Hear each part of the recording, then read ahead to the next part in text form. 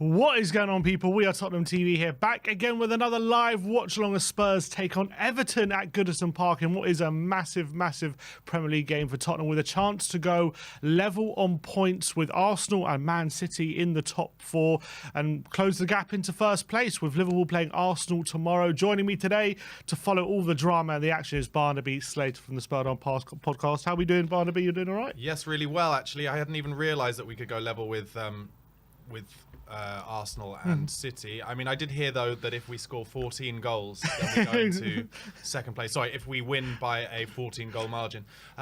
What I'd say is my initial instinct on games like this is it's going to be very difficult. We haven't won at Goodison Park for, I think, 5 seasons, since the 6-2 when Christian Eriksen absolutely run amok against Everton back then. But you know, Big Ange, it's different, isn't it? You just don't know what's going to happen coming into these games. I had a kind of instinct that we were going to roll over Brentford pretty easily, and then that first half was one of the most stressful games of football I've ever watched in my life. Then continued with the last 10 minutes of the game when I was sat right here having a coronary. So let's see what happens. I'm quite excited by the team, and I think he's gone for pace out wide. Maybe you want to go through it? We can talk about it. Yeah, let's get in the lineup then. No major surprises, but a few things to talk about. So the lineup is as follows: Vicario in goal. We've got Porro, Romero, Van de Ven, and Destiny Udogie along the back four. Højbjerg comes in from the start alongside Bentancur and James Maddison, with Brennan Johnson coming in for Kulusevski, Timo Werner and Richarlison retaining their places. So I guess the headline team news: Kulusevski dropped to the bench for the first time in a long time. By the way, Papa Mate started on the bench alongside Forster, Royale, Dragoshin Davis, Skip, Kulusevski, Brian Hill, and Dane Scarlett. But yeah, what do you think of that decision to drop Kulusevski to the bench? Is it a case of tiredness, because Ange did say he was going to make some changes due to the fact it was a quick turnaround, or is it a case of poor form from him in recent games? I think Kulusevski has basically had to play every game because of the injuries and suspensions that we've had. So I think it's with a 3-day rest, only 3-day rest from the last game, and the way that Brennan Johnson came on and kind of stuck to the touchline and played well in the second half against Brentford. I think he said to Decky, look, you take a little rest here and then come on in the last 20 minutes or half an hour and, rip them open then. One thing that hasn't been talked about a lot, actually, with Kulusevski is he was absolutely pivotal in that, I think it was the first goal we got against Brentford, when he took a touch. He'd come in from the right. Second goal, that's right. Yeah. The second goal, sorry. When he'd been on the right in the first half, but he came into the centre, and his first touch to take the ball away from one of their players and then get Werner in was absolutely unbelievably good. Needs to be talked about. So I think his form isn't as bad as people are saying, in my opinion. I think he's just had to play too many games, probably. And I think, like I mentioned earlier, I think Big Ange has thought about Everton. They'll probably try and play pretty narrow and pretty tight, and he wants some pace to potentially go inside or outside with Werner and Johnson. Yeah, it's going to be interesting to see how we are able to find space with Everton's very organised backline. It looks like they're playing a back five today. Let's look at the Everton lineup, how they're looking today. So I should say, I think I spoke to my mate who's an Everton fan, and he said they're lining up exactly as they did against Fulham, which will be Godfrey right back with Young in front of him. See, so okay, maybe a back four then with Young on the wing. Okay, I assumed it was going to be wing backs, but yeah, you're probably right. So Pickford in goal, Godfrey, Tarkowski, Branthwaite, and Mikalenko along the back four. Ashley Young, Idrissa Gueye, James Garner, and Dwight McNeil in midfield, with Harrison supporting Calvert-Lewin, which is an interesting prospect. I assumed it was going to be a back five, but look, Everton, they're obviously in the relegation zone, but you can't, obviously that is a false position. We know with their 10-point deduction, if you add those 10 points back, they're, I think, pushing top half if you look at the table. So I'm expecting a very, very difficult game today. I think these are the kind of games we kind of struggle against, a very aggressive side who are scrapping for every point, who have a way of playing to frustrate Tottenham as well. Yeah. So how do we go about combating what Everton are going to bring to us today? Yeah, well, one thing I'd say is, even though I did speak to my mate Robbie Ashcroft, thank you very much, who said that he thought it would be a 4-1-1, and that's what we've put up on the screen. It is also possible, of course, that Sean Dyche watched us against Brentford in that first half, with Brentford playing 3 at the back and incredibly narrow, that maybe, Godfrey can play in the centre back and Young comes as the right wing back as well. So I guess they could move between the two. The interesting thing for me with Everton is when they came to the Tottenham Hotspur Stadium only 6 weeks, 2 months ago, they actually played a lot better football than I expected. They kind of like to get the ball into good positions and then play those kind of mid-range to direct balls. However, they were on a great run then. I think they'd won like 4 or 5 on the spin. They came to the Tottenham Hotspur Stadium. They kind of outplayed us a little bit, certainly played really well, but we got the points. And then since then, they haven't won a game. They've been on a bad run since then. So, you know, you don't know, depending on how much the atmosphere at Goodison is up early doors. They could have some confidence, and if they were to nick an early goal, then it could be a very difficult game for us. But you'd think if it goes along and they're not scoring, and they've been on a run of not scoring for a number of games in a row now, if we can keep them out early, then the lack of confidence might well show through. And I've been to Goodison a fair few times, as I know you have, Sim, as well. The Everton fans are not afraid to start getting on their backs a little bit, and it's a matter of not letting them get up, I think. So, you know, I'm basically talking the script myself through. Everton will definitely get an early goal, and it's going to be frustrating. But I'm not ever suggesting this will be an easy game. No way. Like you said, it'll be tight and difficult. But, you know, if we can kind of keep them at arm's length, then you'd think that our confidence should shine through compared to them having been on a bad run.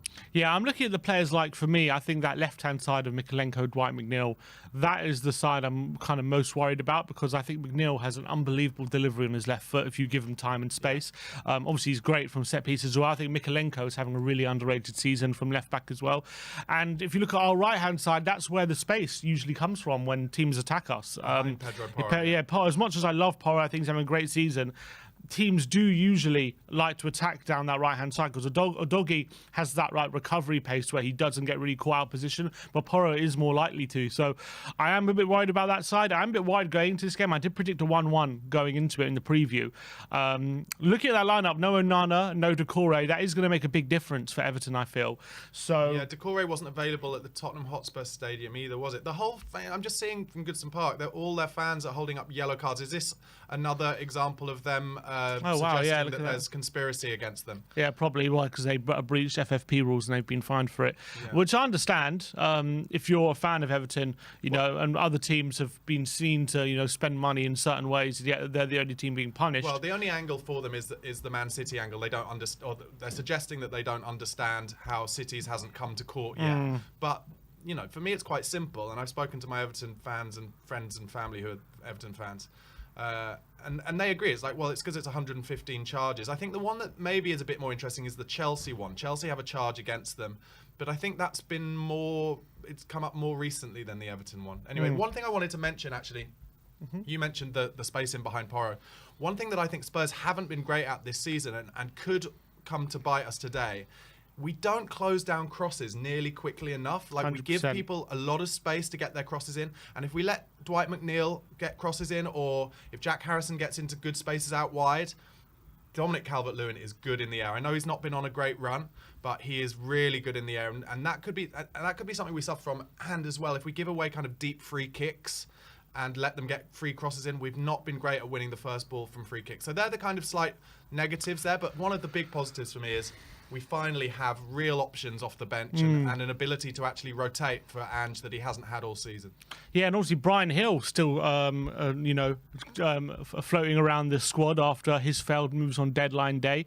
That was quite interesting to hear Ange and Brian Hill talk about how, as much as there were loan deals on the table, he didn't want to leave, and maybe that's a consequence of just how much of a family feel there is around the place. And I think he said he enjoys playing under Ange Postecoglou, so it'll be interesting to see if he comes off the bench and makes an impact. Do you envisage him getting many minutes second half of the season? I don't, I'll be honest, unless we go through another injury crisis or suspension crisis. But it was a bit of a love-in between Ange and Brian Hill, by the sound of it, or certainly from what like the Spurs journalist was saying, like Ali Gold, that, you know, Ange said in his press conference as well, he loves Brian Hill. He trains incredibly hard. In fact, he big upped Brian Hill, Emerson Royal, and Ben Davis's kind of levels and desire in training, despite the fact they're not getting many minutes.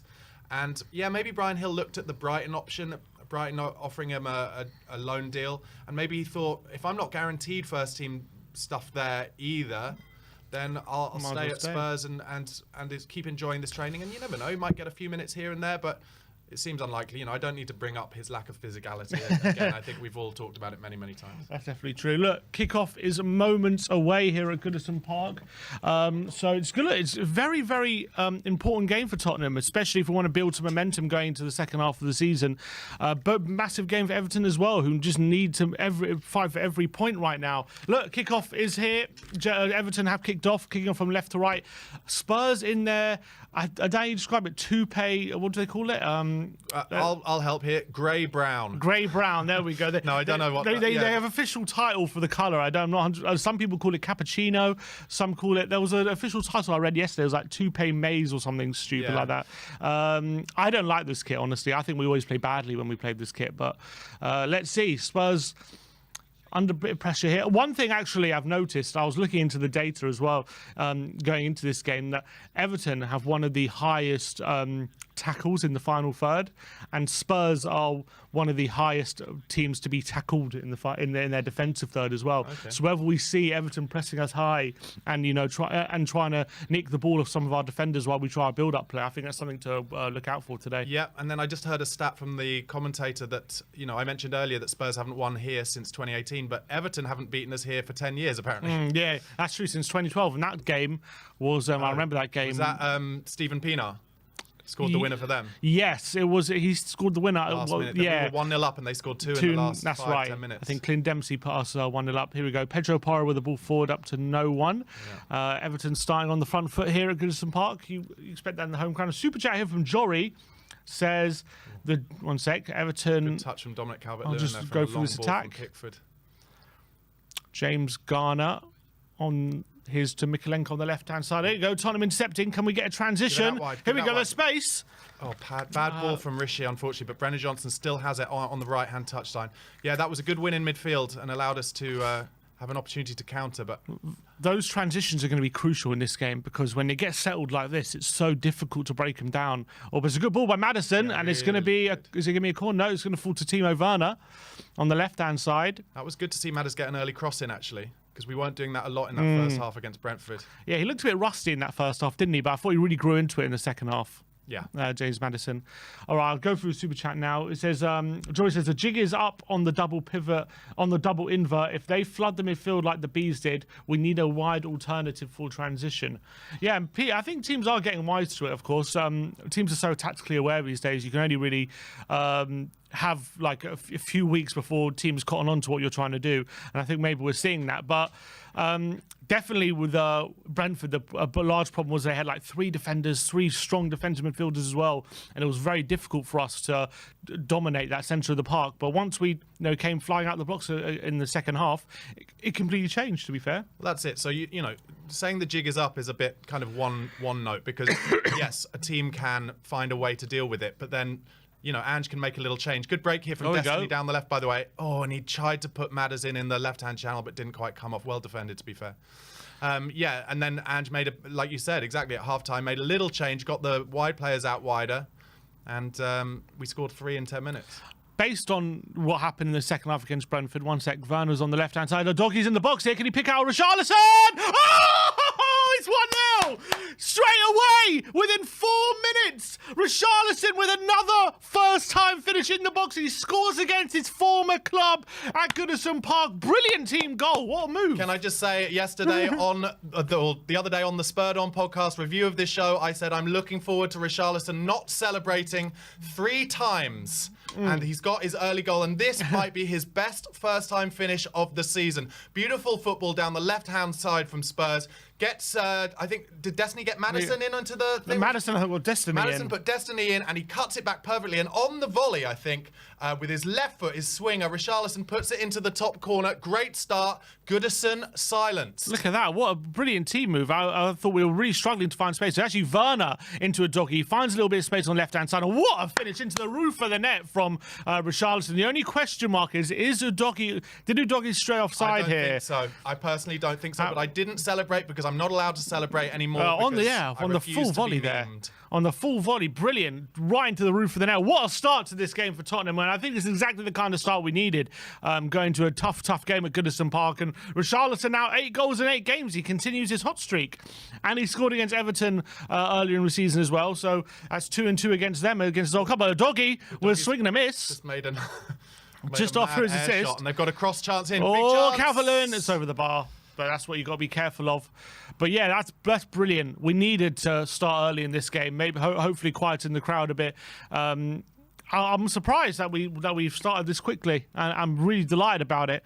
And I'm so happy Richarlison again getting on the score sheet, continuing that good form, and he's really stepped up in Son's absence, hasn't he? He has. And can I just say, no shade to our man or woman who gave us the super chat and said that the jig was up, but it was Destiny Udogie from the inverted fullback who just made that goal. So maybe the jig isn't quite up yet. Oh, nice. Oh, it's Werner. Again, Werner involved in that goal as well, which he's really made a bit of an impact since coming into Spurs, hasn't he? Timo Werner has come out in interviews even and said, look, I understand, my goal scoring has dropped off a bit and I'm here for the team play. And he's, I think these days the official, Gen Zers would call that a pre-assist, would they not? Yeah, pre-assist, exactly. Yeah. Here we go. You can't get pregnant from pre-assist as far as I'm aware. So that's really good. Madison. A bit early for that. Apologies. Got clattered there, James Madison. Well done, Richarlison. Rishi. No one gave Tarkowski a shout. Richarlison nips in. Spurs have possession again, but Porro takes it back to Romero. That is something that Richarlison does not get nearly enough credit for. His work behind the ball, working back defensively. It was beautiful. I think if I was looking at some of the data metrics around his off-the-ball work, and he's, I think, so he's one of the best forwards in Europe this season in terms of the amount of tackles and interceptions he makes. And I think that bears out in the eye test as well when you're watching him play. And it's just a huge part of what Big Ange is all about. And, there's an argument to say, would Harry Kane have been able to put in the required yards on that front? Now, look, I also think Harry Kane would probably have 20 league goals now if he was playing for this Spurs. But still, Richarlison needs to get the credit because people have been very quick to jump on him for what he can't do. So let's give him some credit for what he can do and has been doing brilliantly. So, just about nearly 7 minutes gone here. It's been a really good start from Spurs. I mean, we have scored from our only shot, but it's still been very positive. Been looking good when we're getting on the ball. We're looking sharp off the ball as well. Everton seem to be struggling a bit to deal with our movement, but that's just I say that. Bentancur plays the ball out of play. But I enjoyed that. Maddison came deep for the ball from a throw-in and made a little space for himself and then passed it in to Bentancur, who was just trying to lay it off, and it just went behind off for a throw, but it was good little one and two touch stuff, really enjoyable. Obi Con says, hey guys, I'm fully back in love with my club. Ange is a breath of fresh air. Love Barnaby's opinions. More of him, please. Obi Con, thank you, mate. Like I've always said, one of our best audience members. Big, as always. Here's James Harris on the left-hand side, crowded out by Doggy, and we win the throw. Very good stuff. What did you make of, you were at the game the other night, what did you make of the Destiny's 2 unfortunate little, you can call them mistakes, but I think the reality is he's being asked to play in a certain way. Actually, I guess the bigger issue is the second one, he's going backwards. Do you know what I mean? And Ange might be just like, actually, don't go backwards. Well, the weird thing about the second one is I don't think anyone, even in the ground, realised where even Tony was. And you even had Mickey van der Ven asking him to pass it backwards. So in a weird way, I kind of give him more of a pass for that one than I do for the first one, because the first one I thought was just lazy. Like, Bentancur was there, he had a bit of time. Or not, he was being pressured, but it was a really slack ball to Bentancur and it put us in trouble. From Romero there, by the way. He is Brilliant. So unbelievable with the ball at his feet. Bentancur's pass intercepted by Idrissa Gueye. And now James Garner intercepted by Porro. And here comes Richarlison. Drive. Go on, give it to Maddison in space now. Maddison's got Werner to the left. He's got a doggy in the centre. Maddison goes for goal. And his left peg! Oh, it's just wide. And it's a corner. No, I think Matt has made the right choice there. Werner's suggesting to him he should have played it out wide, but I think he saw that the fullback was just in the right position. And in the end, he had to go with his swinger, and it just went wide. I think deflected wide, or maybe a Jordan Pickford little fingertip. They're looking a bit sluggish at the moment, Everton, I have to say. We're nicking the ball off them. They're not looking sharp. They're not making quick decisions. Right. So they've started the game quite slowly. I think we've just got to take advantage of this period. We get a second and really put them under pressure, because if you don't really smell blood, maybe they get back into the game later on. Completely agree. Corner. Porro out swinger. Ooh, headed away. First ball clear. Go on. Højbjerg! He's never going to swipe to it. Højbjerg on the edge of the box, and it bounced quite high, and he tries to kind of get one of those side volleys going, and to say it's in row Z might be an understatement. Hung Diddley says, a big up from Australia. Sorry we couldn't send Son home yesterday. Well, they were minutes away from doing so. Yeah, two rounds in a row as well. But look, I can never be angry with Son coming in clutch for his country. I can see how much it means to him, and what a moment that was for him yesterday, scoring that free kick. So, well, and Big Ann said it as well, didn't he? He said, you know, what would you prefer to happen? He said, look, as much as I want Australia to go through, I'd love Sonny to win the Asia Cup. It would be so big for him. He said, look, we'll have him back in a couple games anyway, so it's not like he's missing half the season. You know what I mean? I think, look, you know, no shade to a former legend of Tottenham Hotspur, Jurgen Klinsmann, but his managerial record isn't brilliant. And for me, with the squad that South Korea have, they should maybe not be getting themselves in situations where they have to equalise in the last minute of every single game they're in. So anyway, meanwhile, Everton, even though the director on TNT Sports wasn't actually showing us the game, he was showing us the crowd as the Everton fans put up their yellow corruption passes. It's a corner to Everton. And these are very, very dangerous moments because they're so effective from corners, Everton. They're so strong in the box. They've got big centre-backs, Tarkowski, Branthwaite, Godfrey, Calvert-Lewin as well. So McNeil's got brilliant delivery. So we've just got to make sure we're very, very well organised from this corner. They are all the clubs we're playing now are doing the put at least one man or a couple of men right on Vicario. And obviously we conceded the goal just 2 games ago. Do you think that's something he's vulnerable from? Is it something? Do you see him? Do you see that as something he's vulnerable at? I think they've probably more seen that Spurs aren't. Their priority isn't to kind of help him out in those situations. Although Bentancur is standing there now, but I think Vic just has to be strong here and just plough through them if required. And maybe as well he does have a tendency to punch than catch. It's a corner right under Vicario, and he does punch again. And he did well. Yeah, he did well. It's difficult in those moments. You've got players pushing you and they're on you. You have to get something on it, but he did well to get something on it. Well, I think also there might be a case for data analysts and the managers saying, "Oh, with VAR now, keepers aren't getting quite as much protection as they used to, and so let's test them out." That seems to be what's happening. Calvert-Lewin into Harrison. Good block there. Back to James Garner now. Tarkowski. Being pressured by Richarlison, he's forced to go square to Branthwaite. And is it a slack back pass? It's gone back to Pickford, who is forced to put out play for a throw after good pressing again from Rishi, putting the defenders under pressure. It wasn't just Rishi either. There were 4 Spurs players who kind of smelt blood actually and kind of really surrounded. Was it Tarkowski on the ball or Branthwaite? And he went back, and it was a dodgy pass back, and Pickford in the end had to thigh it and then just lump it out of play. What I really like about Rishi, especially this season's version, is just he's such a nuisance for defenders now. I feel like defenders hate playing against him because he's just backing into them all the time, winning free kicks, winning corners, obviously pressing them all the time. And his hold-up play and general play has become so much better now. Like early in the season, the ball was bouncing off him. He couldn't really get it under control. And it just felt like defenders enjoyed playing against him. And now it seems like the opposite, which is really, really, really great to have up front. Yeah, it's really genuinely seems like that operation, the small operation he had, has freed him up, not just on the ball, but just to run a lot more and be stronger as well. Yeah, and confidence obviously is a huge thing. Great touch from Madders. Oh, he's into space, Madders. Into Rishi again in the box. Oh, he looked to pull the trigger, just pulled off his leg by Branthwaite, I think it was, and the ball's now gone to Jordan Pickford. But another early. solid opening. Oh, he's got to watch Harrison. Great hold-up play from Dominic Calvert-Lewin there. And Dwight McNeil now. Oh, Garner on the left-hand side. He kind of lets it run. Stand up, Brennan. Is that a foul? No. Not given by the Come ref. on. The ref's been strong there, and I like it.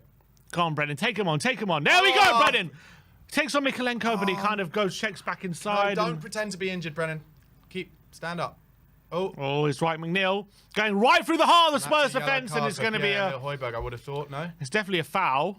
I don't know if it was Bentancur or Højbjerg, was it? Was it Højbjerg? Højbjerg's unbelievably lucky not to get a booking there, I think, because Dwight McNeil had really broken through the second line and was running at our back 4. Oh, and straight through Johnson the heart. there did the hard work and just had to lay it off. He wasn't... Yeah. There weren't loads of options for him, but... I don't know, I felt like he did the hard work. Yeah, then he went tried to check back inside and end up losing it. So free kick in a dangerous area for Everton here, which is kind of a chance for them to kind of get it in the box, really. Yeah, McNeil. Here it is. Well cleared, Destiny Doggy. Second ball, guys. Second ball. Shot. Come on. Good block from Rishi, actually. Oh, good. Okay, it's all right. Cool Cross box came and in from Porro Ashley has Young. it. It's got to go, Pedro. Come on, give him an option. There we go. That's right. Højbjerg to Porro. Oh, wow. Pass inside. That's it. Yeah, great ball. It's all right. Van de Ven has it. Still so scary. Oh, Madison is always been pickpocketed by Idrissa Gueye. He has. Looked like it was a And good Ashley turn. Young into the box. And Højbjerg is there, put out for another corner.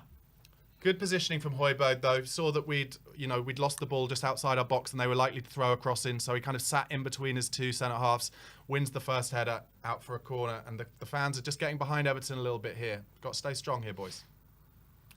Come on. Everton upping their game a bit the last few minutes. Dwight McNeil again over this corner. They did give us a bit of trouble for the last one. Vicario was forced to punch it right under his own crossbar. They're really just chipping it onto his head, really, with Tarkowski and Branthwaite there. It's right under Vicario again, and he's kind of flapped at it, but it's a foul on him this time. This time the ref has called a foul against Vicario, and that's good. Hopefully, if that happens enough, then you'd like to think that Everton will have to try a different tactic. Do you know someone called Lewis Addy? He seems to know you. He says, watching from Fremantle, here like Barnaby when he commentates in a radio version for full game coverage. Okay. Does he mean Fremantle in Australia? Or? Oh, maybe. I've got no idea. Nor do I. Apologies if I've forgotten something. Well done. Well won on the outside there. Apologies if it's a family member. It's interesting with Højbjerg starting again today. He seems to have found his way back in the team for this game. And obviously there was a lot of rumours about him leaving. He did make a bit of a public, I wouldn't say statement, but obviously a few comments at the end of windows like confirming he's staying, and his lawyer said he was staying. He said he likes playing handball and he wants to fight for something. Do you see him having a big part to play from now to the end of the season? Now he's still here. Yeah, I do actually. I've been saying, all season how he's clearly not perfect for handball, but Ange, I think, values people who try their nuts off 100% more than anything else. And that one thing you can't accuse Pierre of is not doing that. He works hard. He's got desire every single game. And, he just let the ball bounce there, which I wouldn't have done. But in the 6, which then frees Bentancur to play in the 8, at the moment, with Bissouma away, it's the right thing. We're just letting Everton get a little bit of momentum here and get the crowd behind them a little bit. They're winning a few 50-50s, and we're giving away a couple of fouls. Johnson's just given away a foul on the left flank, so they're going to have another chance to put it in the mixer.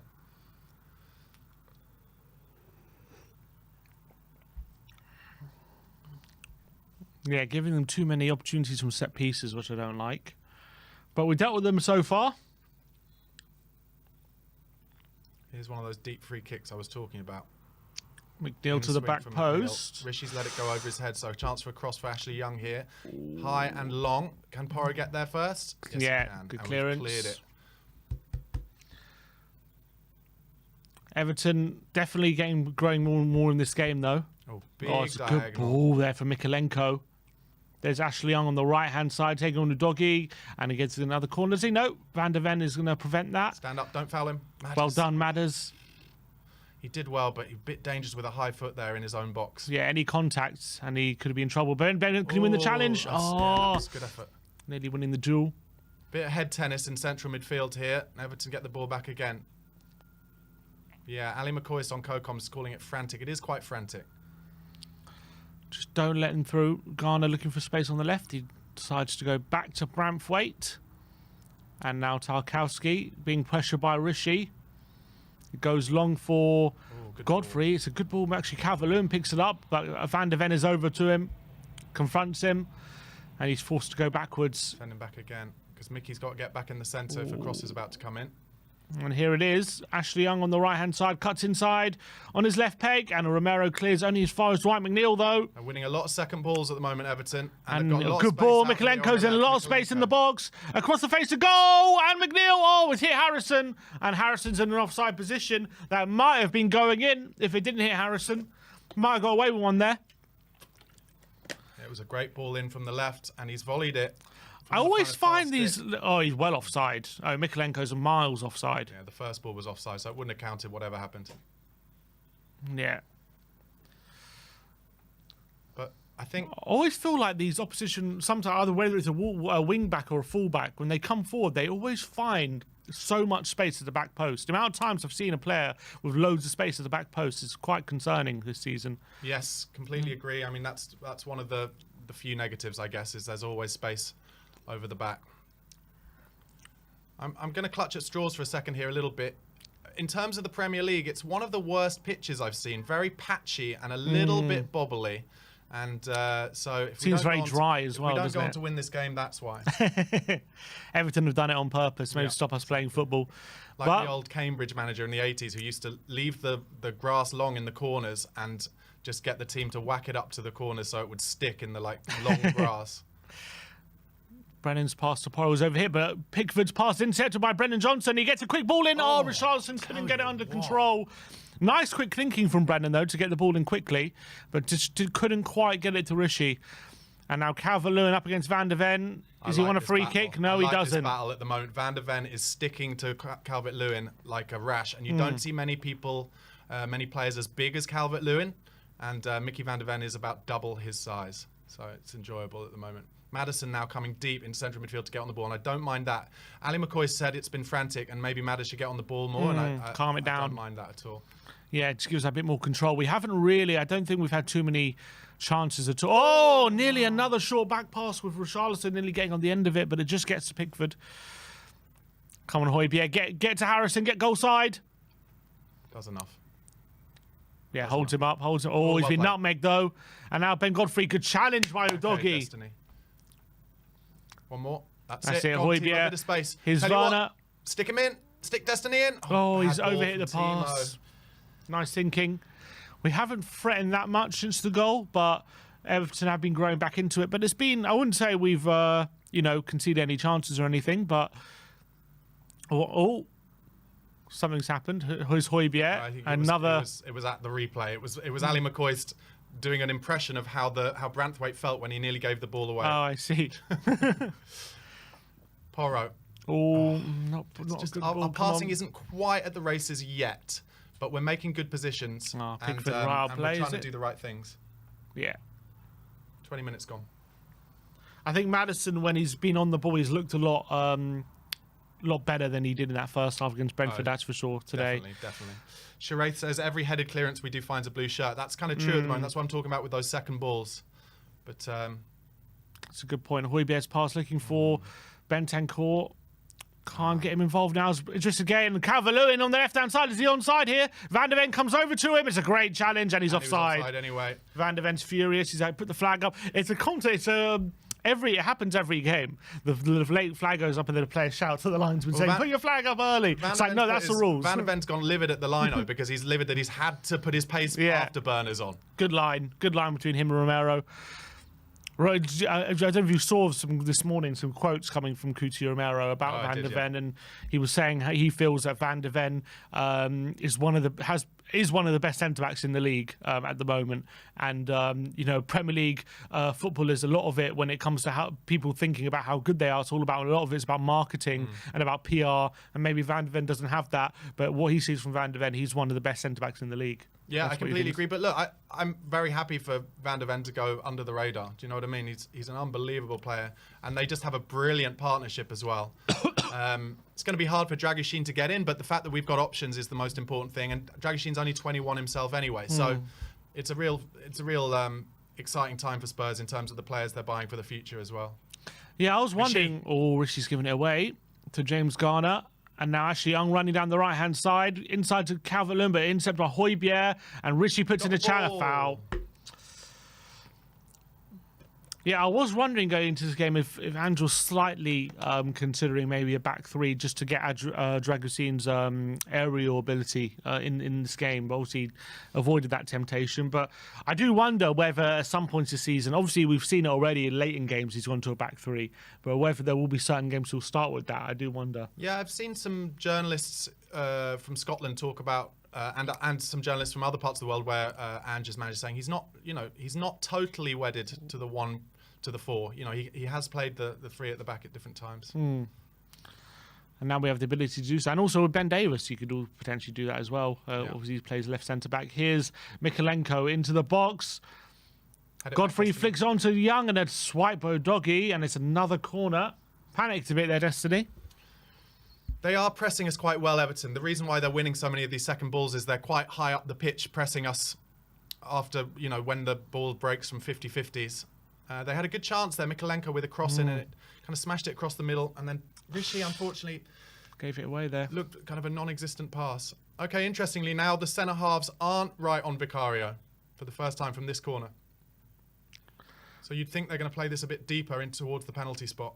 Mix it up. It is Ryan Vicario in there. Back post. And Calvert-Lewin does get the header in, but it's wide. Yeah, that one came all the way around to the back post. So they just made kind of a later run into the keeper that time. We've given away a lot of corners already in this game, but so far stood up to them okay.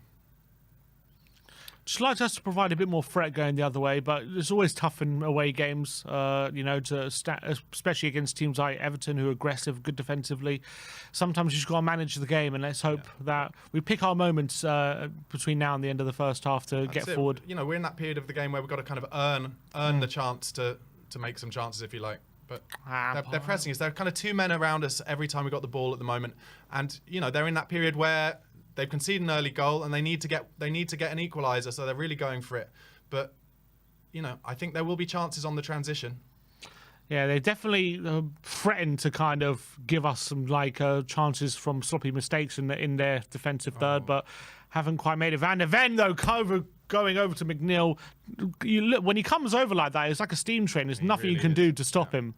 He really is. It's unbelievable. Brilliant challenge as well. Great technique. It's just those moments are so invaluable. And I remember when he was missing, you just don't get those recovery runs that he gives, and it just opens up the game for the opposition so much more. Yeah. Everton are playing pretty well in this period. That kind of 1 and 2 touch stuff is making space for crosses, and another cross in from McNeil goes to the back. Overhits Go on, it. get off the pitch. Yeah, it's gone off. It's gone all the way. Thrown to Spurs. I think it's just, can we break that press at some point and get the ball into a Maddison or a Bentancur in central midfield to get their heads up and get one of the wide players in? That's what we'll be looking at the moment. Also, bear in mind, I know no excuses, but they've had 24 hours longer than us to rest up after their game on Tuesday. So we're just going to have to play through a little bit of a difficult spell. Maddison presses Pickford. Dawdles on it, and he just about again forces a play out player. How many times he played out of play now? A couple of times, but Madders did well there because once Pickford had made it difficult for himself, Madders could have dived in and given away a foul, but he actually stood off him a little bit, and that let him Pickford just whack it out. And therefore, what we're not great at so far is keeping the ball from these throw-ins, actually, although this time it's done nice really well, Højbjerg. He's Bentancur down the right-hand side. That's it, keep the ball. Turns it back. He's looking for options. He finds Porro in a bit of space in the right back spot. He passes it back into Romero. Now Tottenham a bit more in settled possession phase now, which we haven't seen. Doesn't seem like we've had that in a while. Here's Højbjerg, who goes long over the top for Brennan. Can he get the wrong side of Mikolenko? He's fouled him this time.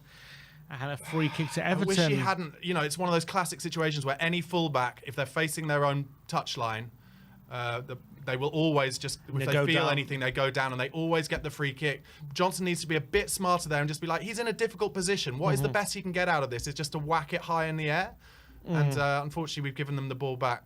And now Everton are in down the right-hand side with Ashley Young.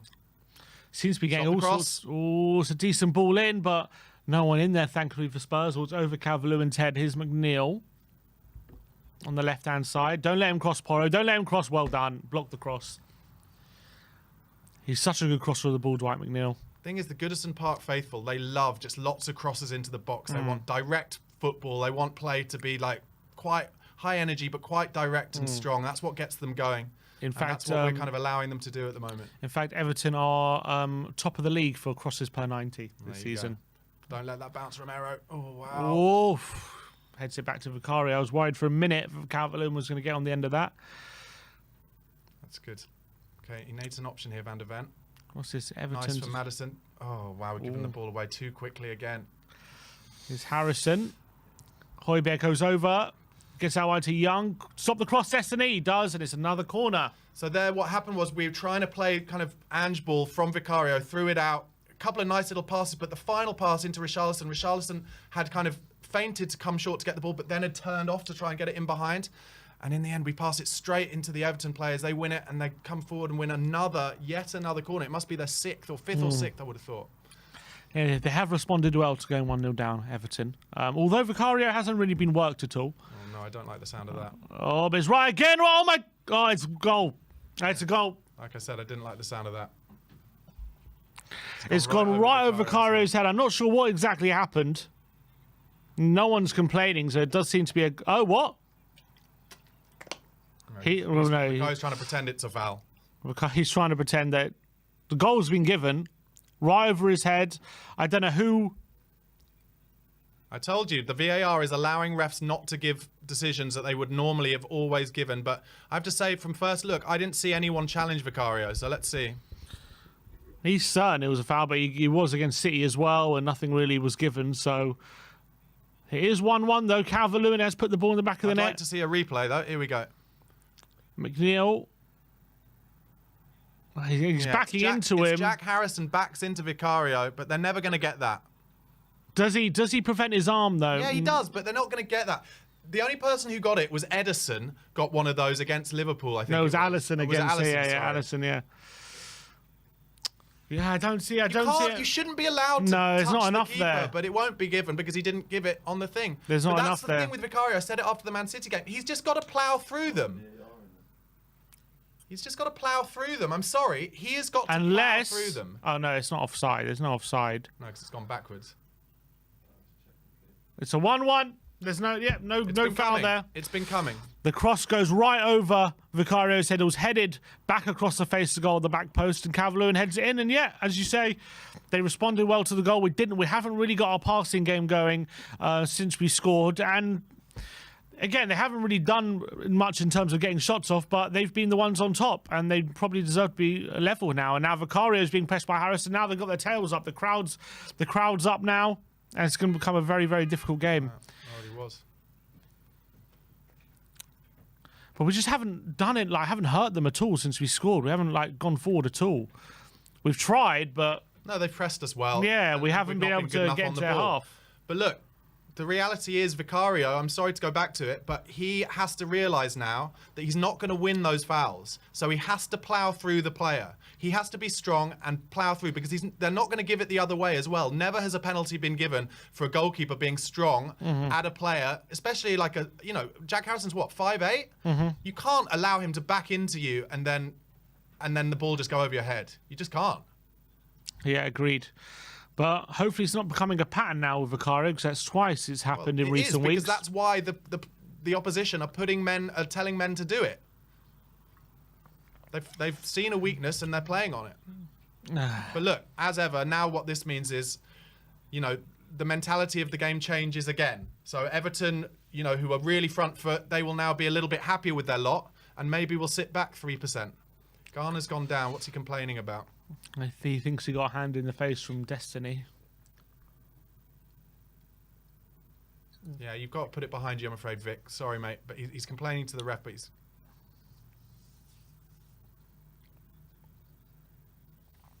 Yeah, I mean, there just isn't not enough for a foul there, to be honest. He's not holding his arm. He is backing into him, but there's not that much in it.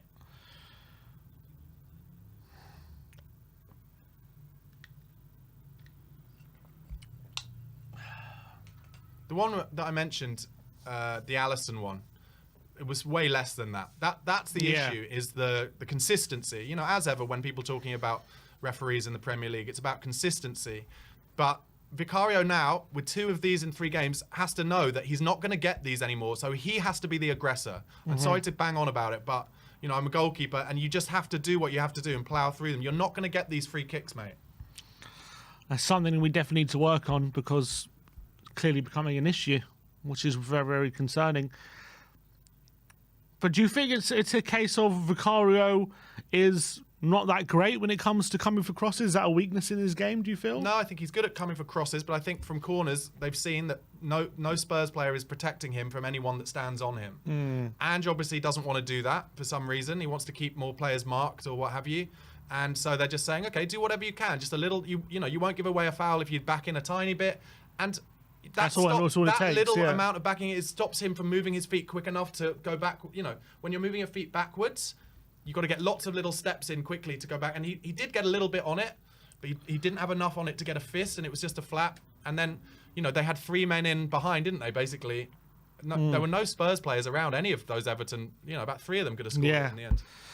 Poor defending as well, agreed, by the set pieces. Again, set pieces for Tottenham being our undoing, which it's not the first time this season we've said But look, that. you see what I mean about the mentality? Now we've got the ball in central midfield and they're not pressing us in the same way. They're suddenly a bit happier with their lot. And, this is how games change very quickly. And they'll look to hit us more on the break now rather than being the aggressors on the press quite as much as they have been in the last 20 minutes, 25 minutes. So this will allow us to get a foothold in the game a little more and hopefully a bit better and a bit more confident with our passing. Look, they've sat in a much deeper 5-man defence now. And here it comes. That was poor from Spurs. McNeil's is in space in the centre, but Romero's come over. Back to Vicario. Here's Porro.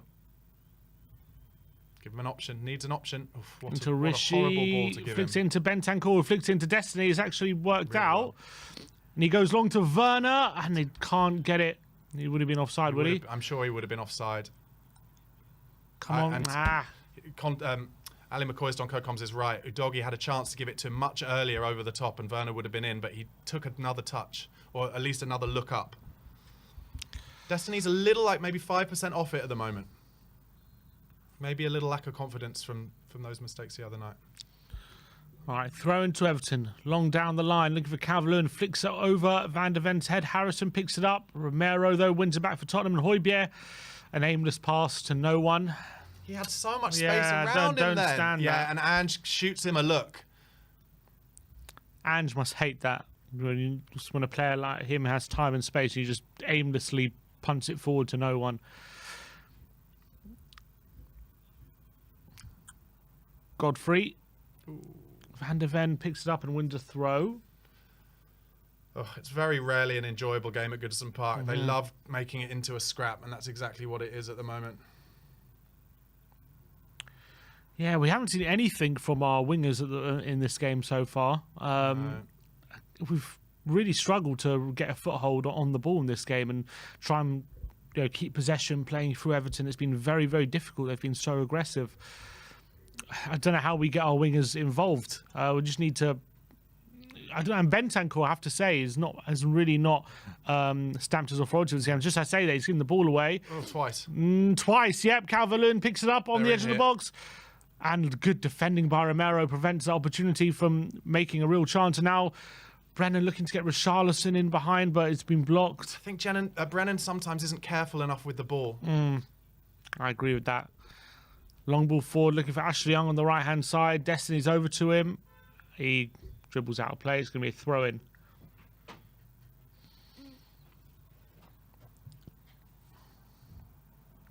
Come on, Pierre. Give it easy now. Oh, Pierre! On the run, just a loose pass inside. It's been intercepted. Not good enough. And here's Harrison now on the right-hand side. Into the box, and Calvert-Lewin's there. Porro lets it run. And he tries to get past Mikalenko. Is he going to do it? He doesn't. He gives it away. Yeah, he did gain some yards, though. I could see why he did that, to be honest. But Everton have won it back, and the fans are right on them now. But that's a Poor terrible ball from pass. Mikalenko. And how Right, Romero, now, come Pierre, on. You give it to Madders. Here's Rishi. Give it to Madders. Oh, my God. in Højbjerg. Sometimes, honestly, no vision. No peripheral vision. No scanning. It's not good enough. Now he finds Maddison. In the centre circle, he looks for Destiny. It's a good Beautiful. ball. Destiny gets under control. No foul. Loses it to Ashley Young, though. Just keep losing these duels at the moment. Yeah. His McNeil, is that a foul? Referee says no. Yes, it is. Yes, he does. Foul on McNeil. It's not the first time he's done that. Gone right through the centre. Booked here, I think. Again, he's not been on it today, Bentancur. It's a good tackle, that Ashley Young. It is, but shouldn't allow it to happen. It was a lovely ball into him. Oh, come on. It's a real scrap, this game. And Everton... Well, Everton are better than us. Yeah, at the moment. especially when it's scrapping like this. That's the game they like.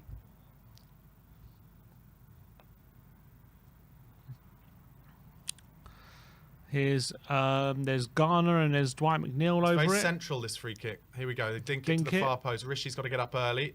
Tarkowski wins it. Udogie away. McNeil picks it back up on the edge of the area. Ashley Young on the right-hand side. Down the line to Dwight McNeil, who's nearly facing the corner. Oh, well played. Dribbles his way out of trouble, though. Oh, dear. Garner. It's a good ball out wide to Mikalenko, and now Tarkowski. Oh, to the ball in behind, looking for Branthwaite, headed away by Romero, and it's offside anyway.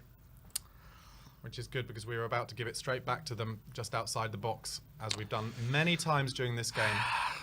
We're just not realising what Everton are doing at the moment. Playing into their hands a bit. Look, I think what Højbjerg does give you as the 6 is an ability to win back the ball quite well, but then his second, if he's won back the ball, his second pass or his protection or his press resistance is not good enough, and Everton know that, and that's why they're winning a lot of balls just outside the box, and they're pressing really well. Desi trying to find his way out of trouble. He's actually made the tackle in his Rishi, and Tottenham now set themselves on an attack. Oh, give it easy this time. Inside, here's to Maddison. Oh, it's behind him. It's a bobbling ball, and he goes out wide to Werner, who's got a bit of space on the left-hand side. Tottenham coming forward now for the first time in a while. Werner in the box, cuts it back to Maddison. To Richarlison, shot! Oh my word! Oh my word! Richarlison has absolutely smashed it in from 25 yards and against the run of play. Spurs lead 2-1 here. Unbelievable! I said it what this a goal from Rishi! I said it this week. I want to see him not celebrating 3 times. He's done it twice now, and this time Maddison looked like he'd maybe done too much, but he sets it up to Richarlison, and first time it's more of a kind of chipped bend into the far top corner, and he's been threatening to do this last couple of matches. In the last game against Brentford, he had a beautiful one that just went past the stanchion. This time he's just put it in exactly the right spot. Pickford, no chance. 2-1 Spurs. How are we 2-1 up in this game? We've been second best for long periods, but look, that's what the quality we have, and what a whoa. Oh. You know what? That's actually a side-footed finish, actually, isn't it? He's just placed it, bent it into the far. Oh, Richarlison! I didn't think you had that. You had that in you. But what a finish that is! You're absolutely right. He's been threatening to score a banger for a few games now, and what a finish that is! Right into the top bins. Pickford nowhere near it. What? Oh my word! And Rishi. It's now 9 goals in your last 8 games. It looked like he wanted to celebrate, but he just kind of stopped himself. Unbelievable finish. And Tottenham, completely against run of play, a 2-1 up here at Goodison Park. Look, people are in serious danger of having to realise that Richarlison is class. He's got more to offer. Ange said it this week. People are not giving him the credit he deserves. He's got more to offer. And now Ashley Young is getting livid with Mickey van der Ven. That would be a fight I'd like to see. Get in that cage, like Ange said. Anyway, 2-1. If you're an Everton fan, you'd say it was the Sky Sports script, wouldn't you? And it must be super frustrating for Everton. You've been on top for this game. You got yourself an equaliser. You've been the better team, and all that good work kind of gets undone with that goal right before half time. That's what happens when you spend £60 million on a player who Everton think is worth £80 million. That's what they're blaming their charge on. That they sold him for 60 when he was worth 80. And that little pass from Maddison into Richard, I know it was from the edge of the box, but those little things that Maddison brings to your attack, that little bit of guile, that little bit of just those small things sometimes go under the radar, but they're so important in your attack. Completely. And it glues it together. And look, in games like this, Spurs have been second best because Everton are really at it and they're on the front foot, but they're not blessed with quality so far, and we have been. So I hope I haven't called that here's Dwight McNeil from 25 yards. It's dragged it wide. So, look, the reality is Spurs are in a good position. Everton are struggling in the relegation zone, and there are times when you're in those situations where you feel like everything is against you. That's how they'd be feeling at the moment. Let's try and keep this going into half-time. Let Ange talk to them and say what we're getting wrong. So that's now, 10 Premier League goals for Richarlison this season, which is well on his way to your prediction of 15 league goals. But his Dwight McNeil's picked up on the left-hand side. Romero, the great interception. Christian Romero. He's so good at those things. Just ridiculous. Rishi, that's a foul. Poor touch, that foul. And he's pretending to be injured. Calvert-Lewin. Stand up. Come put a challenge in. There we go, Romero. Great challenge on Calvert-Lewin. But Godfrey picks up. That's not a foul either. Bentancur wins it. Here's Højbjerg. Get the pass off. Get the pass off. Oh, it could have been easier, but he's given Here's a good ball to Werner. Get the wrong side to Tarkowski. Couldn't quite get. That was the dry pitch. That was the dry pitch a little bit. Held the ball up a bit. But that was better from Højbjerg. Godfrey, in behind to Harrison. And he has done. Cuts inside, goes for Calvert-Lewin in the box. He's got the touch. But Brilliant from Porro, is steps it? inside. Yeah, it's Pedro Porro. It's great defending from him. Steps inside, gets in between man and ball. The game's getting a bit end-to-end now, Sim. It's getting a little basketball-y as Everton start feeling the panic again. And that would suit us, I think, if it gets to that kind of game state. 45th minute. Don't envisage too much stoppage Keep time. it, Rishi. Keep it. Oh, that's a foul, ref. Oh, Being tough on him, Tarkowski. Oh, Oh, wow. Romero's giving it straight to First Idrissa time Gueye. all What's he season. done? Idrissa Gueye! And he's put it well wide, So, luckily for Romero. Romero had the ball in easy possession. He's class at it. Tries to play a ball in central midfield completely. It's like he didn't see Garner Gueye, and it fell to exactly the right person because he got to the 18-yard box. Free shot at goal. And That was a bit of a banks loose it pass, wide. man. He's not aware Højbjerg of put some him. good pressure on him, as did Van de Ven in the end. But it's not a good finish, to say the least. In fact, Højbjerg gets a touch on the ball, which was very important. Just before he's about to strike it. Oh, it's a corner, is it? Oh, I thought he God. touched it. I thought he touched it and then he shot it. 5 minutes added on. I was wrong about that. Hey, I don't know where the 5 minutes come from, but also, how has the ball gone out there if that's off Højbjerg last? The pace was on it. That's too much. Look, they've gone on to Vicario's head Oh, again. it's back post. It's a 2-2. Oh, my word. How's it not gone in? Great save. Jesus, and good Vicario secondary makes an defending. unbelievable save, and now Werner into Richarlison. Show the game. Oh, it's going to be a throw-in. But look, What? from the corner, from all corners, we are in all sorts of trouble at the Just moment. got to stop giving away corners, man. It's like a goal at this point, these bloody corners. It's actually a good save and then good secondary defending. Oh, great save. And then, what a double save. Unbelievable double save from Vicario. Harrison had a tap in. He just about get to foot to it to stop it, putting it in the empty net. And that first save was very reminiscent of that save he made away at Forest earlier in the season. Pretty much the same thing. Quick reactions down low. Brilliant double save from him, but we can't keep giving these corners away because they're getting the first chances every time. Harrison again, not allowing him to come for the ball. What they've got to do is put a defender on Harrison and get them to push Harrison out the way. It's completely brain dead not to do it. We've got to be protecting It's arrogant. him. It's arrogant not to do it because we will play 15 more league games where they all do it now. I'm sorry, Ange. I love you unconditionally, but It's like Calvert-Lewin twisting a shot. Another It's on to chance. James Garner on the edge of the box. He looks for an angle. Can't quite find one. He goes out wide to Dwight McNeil. And looks for Mikalenko. Bentancur gets something on it, but it's fallen to Mikalenko now. once again, Everton now on the front foot. Oh, good challenge. because they Don't give need away it. another corner. Oh, it's a corner to Everton. Well, the same thing will happen because Vicario isn't strong enough on Harrison as he's backing into him. And the delivery every time is really good. Yeah, TNT Sports are right. They've literally got a camera on Harrison showing what he's going to do. But Vicario, you just plough through him. If he dives on the floor, the ref won't give it. He can't. Garner and happened Vicario gets a. The ref's given a free kick this time. This time he gets the foul. But again, under pressure, and again, it was a decent opening for Everton. It was, oh no, Maddison's down. He's clutching his knee. Hopefully it's an impact injury. Well, he's pushed Maddison over Branthwaite. I think he's okay. Oh, was it the foul on Maddison they gave, was Yeah, I it? think so a second foul. So it wasn't even the foul on Vicario. I wouldn't mind Vic just trying to catch one of these, to be honest. Because each time he punches and flaps at it, it just drops straight down. Mm-hmm. You're right, and it just causes issues, and it doesn't look great as well. If It he were gives the to come to opposition one and actually confidence. catch it, then next time Everton might, have second thoughts about ploughing in on him. Oh, all right. So we've made it through that period. 2 minutes to go till the break. Vicario, the long kick forward, looking for. Well, it's not a great kick actually. Madders back on the pitch. Use your body, Madders. Oh, Bentancur comes flying in and gives away a free kick. Yet another free kick we've given away. Come on.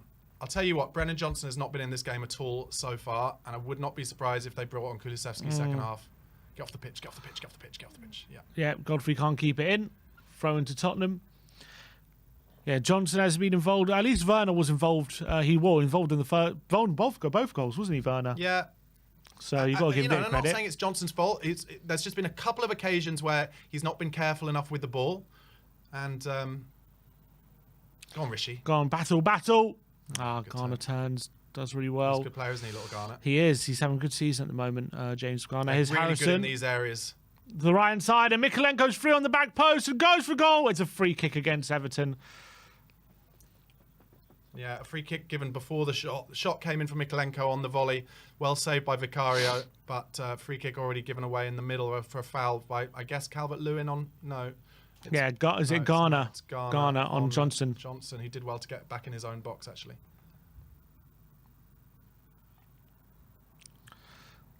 Good strike on that Mikalenko, but it was a foul anyway.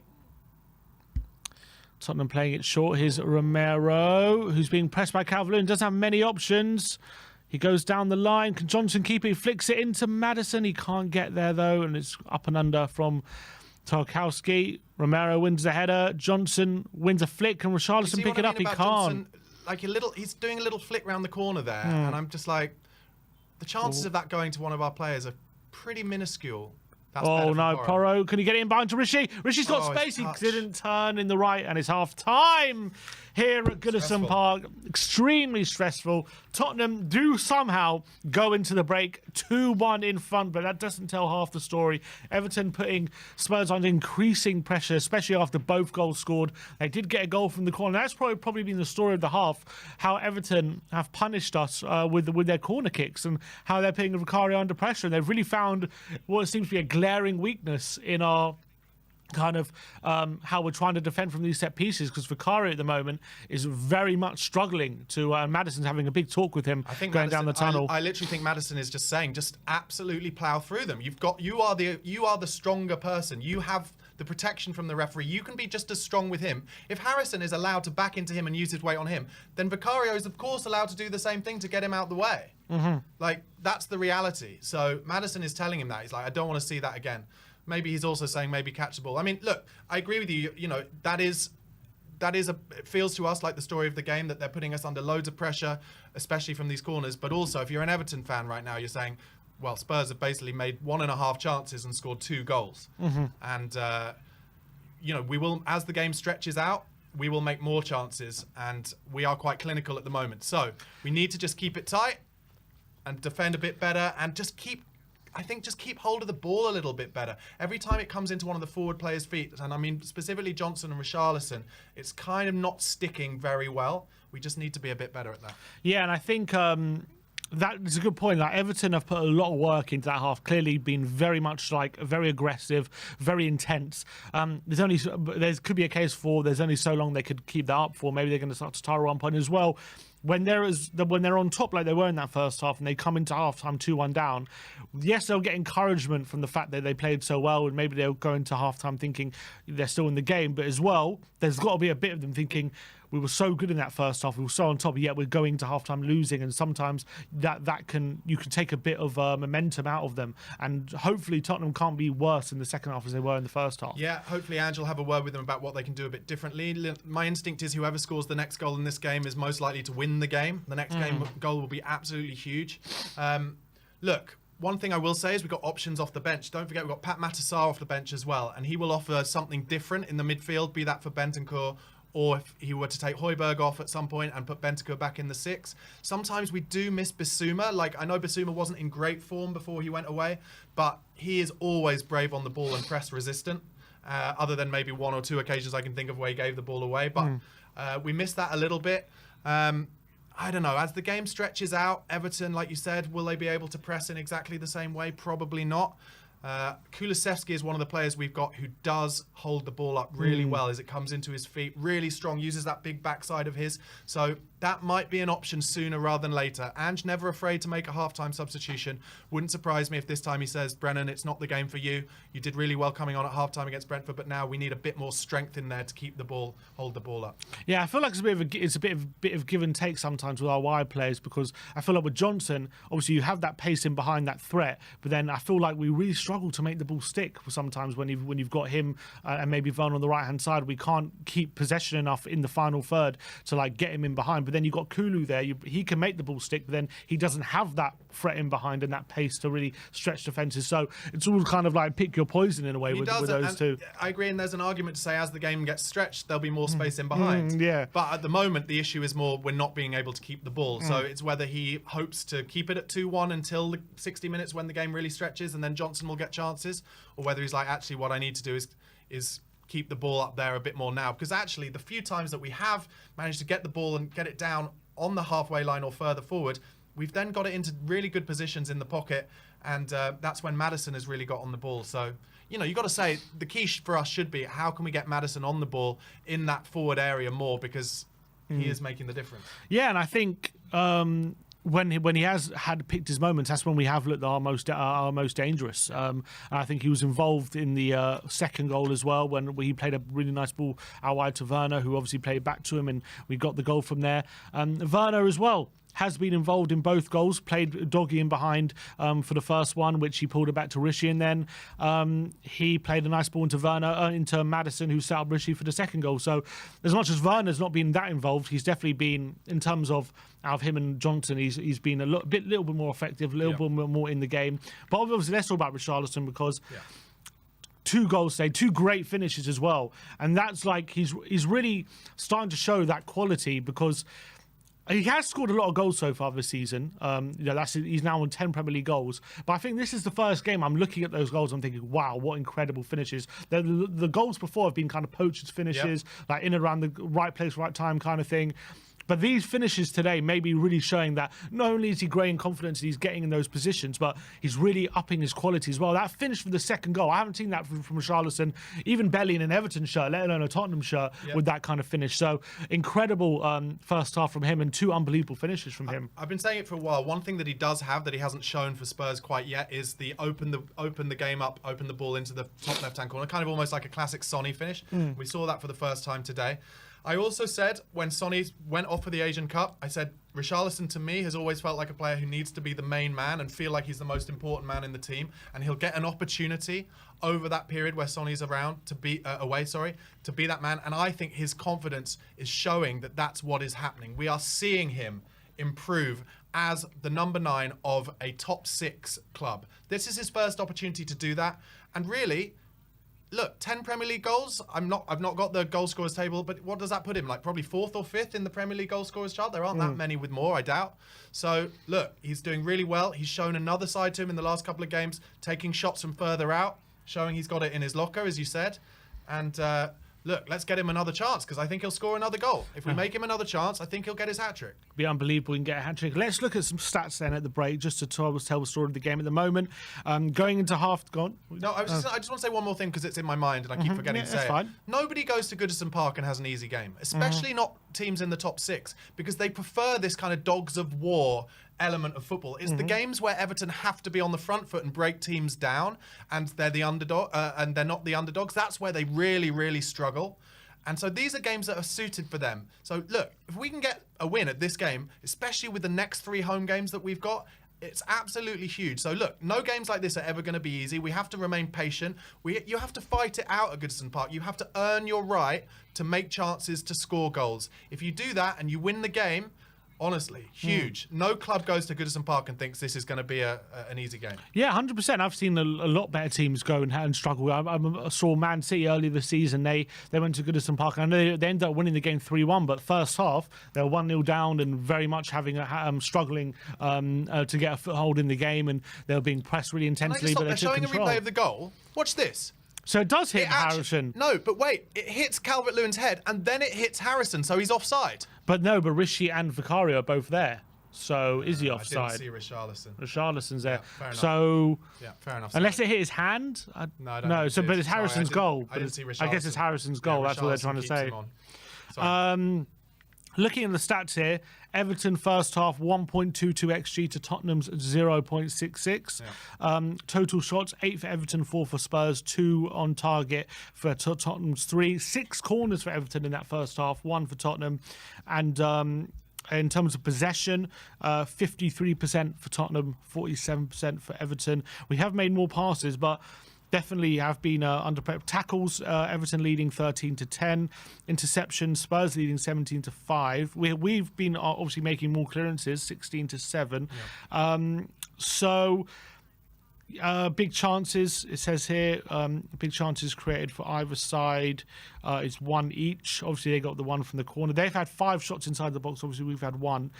So, obviously, look, Everton have definitely been on top of that in that first half. There's no secret. They've definitely been probably really unlucky to go into that into half-time 2-1 down. But the fact that they've played so well and tried so hard, and they are going in 2-1 down, it's probably really massively beneficial for us, because hopefully if we can up our game in that second half, it can really take the game to them. Let's read some super chats. Big Joe says, Rishi post-surgery is prime Pamela Anderson. Okay, nice one. Nicholas Walker says, Højbjerg can't play in the system, not quick enough on the ball and not creative enough to make room off the ball. Yeah, I sometimes feel like when Højbjerg's got time and space and he can spray a pass and pick out a pass, he's good. But when he's rushing into things, when we're passing and moving, he has to move around to find the space. These are things he does sometimes struggle with. He is a good functional player, but I wouldn't go as far as say he can't play in the system, but I would say he's just not perfect for the system. I think as we kind of alluded to earlier, you get one thing with Højbjerg, which is the ability to break up the play. He reads the game pretty well, gets himself in good positions, but then he is always liable to lose the ball when it comes to his feet, or give the pass slightly behind the player, stop us with the ability to make a break in the perfect way. And with Ange Ball, as we know, and with Ange Postecoglou in general, he puts far more priority on what we can do going forward than he does what we can do going back. And that's why I don't think it's his dream to have Højbjerg in the team. But in a game like this, I can see why he's picked Højbjerg over Skip, and because Bentancur didn't look great in the 6th and is clearly just playing himself back into form at the moment since his injury. Considering on Wednesday night, we had Bentancur and Skip together with Maddison, and then he changed it, put Kulu in the centre and brought Højbjerg on. Is there any of you, a bit of you, surprised he didn't stick with that? Stick Kulu in the centre with Maddison and Højbjerg, considering how it worked on Wednesday? I've got to be honest and say that when I saw the team today, I wasn't surprised at the team he picked for today. I think it's kind of horses for courses a little bit, and he knows that the Everton midfield are going to press us high and really try and get energy around us, and that's why he's picked Højbjerg. I think now that Maddison is the option in the 10, that stops Kulusevski's chances of playing centrally at all. Except, yes, as you said, in that second half, he did that thing, and I mentioned it with Ash on Wednesday night.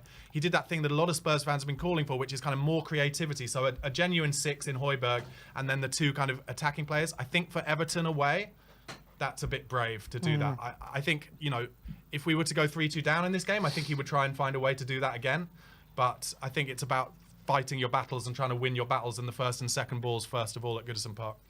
Espen Anson says, Kulu and Sarr for Johnson and Højbjerg, muscle up Vicario, class Richie, Harrison's a rat. We're all very frustrated with Harrison in that first half, but you have to look, if you're an Everton fan, he's doing a great job, isn't he? Just making sure that Vicario is having a tough time from those corners. He is. One thing I wanted to say about Everton is I feel like they're doing really brilliantly down on the right-hand touchline. They're in a lot of situations where it's very tight down there, but they're playing nice little balls over Destiny's head, kind of little chip balls that Ashley Young is getting in, and then he's making space either for a cross himself or to then switch the play through a couple of passes to McNeil to get crosses in from there. And that's where they're winning a lot of their corners. So it might not even surprise me if at some point Destiny Udogie were to come off for Ben Davis and have a little bit more of defensive solidity on that left-hand full-back side. James Coffey says, bring on Sarr for Johnson. Twice Johnson flicked the ball instead of taking on his man. He does want the ball. He doesn't want the ball or the responsibility. Who's that, Johnson? Yeah, Johnson, I think he's talking about. I do think Johnson is always like the easiest scapegoat, but for me today, I would just say that those little flicks around the centre circle when it comes into his feet, it's not the right game for them. Because you've got to be so perfect to get that into Richarlison's feet. And even if it does, on a sticky pitch like this, it's not like he's able to trap it really easily and get it out to Maddison in the central midfield. So, that's where we've got to be a little bit more pragmatic, I think, and say that little... It's not really working, that little flick, those little flicks and tricks on the right hand side, and maybe we've just got to play an easier ball. KPV says Richarlison has now scored 3 goals against his old club, against his old club Everton, 1 at the Tottenham Stadium and 2 today. Absolutely right, KPV. Don't use up all your content, KPV. Don't use up all your data content, boy.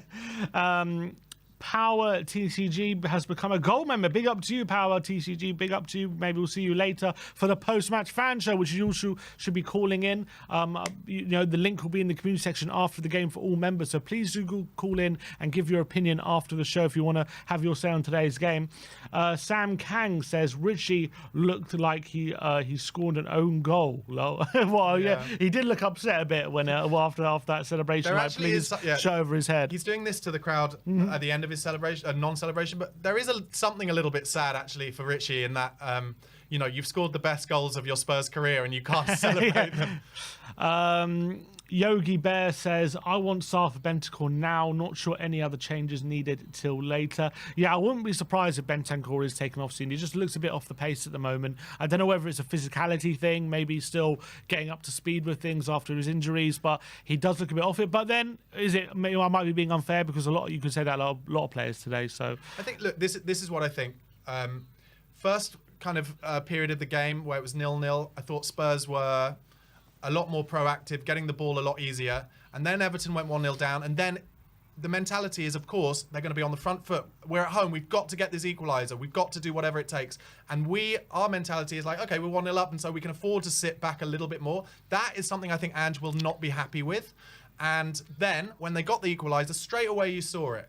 They dropped off a little bit. We got the ball a bit more. That was probably the next time we got the ball in the box where Richarlison scores the second goal. And then the period between that second goal for us and half-time, Everton are then again straight back at us. So it's about the mentality that allows their midfield to be more energetic than ours in those moments.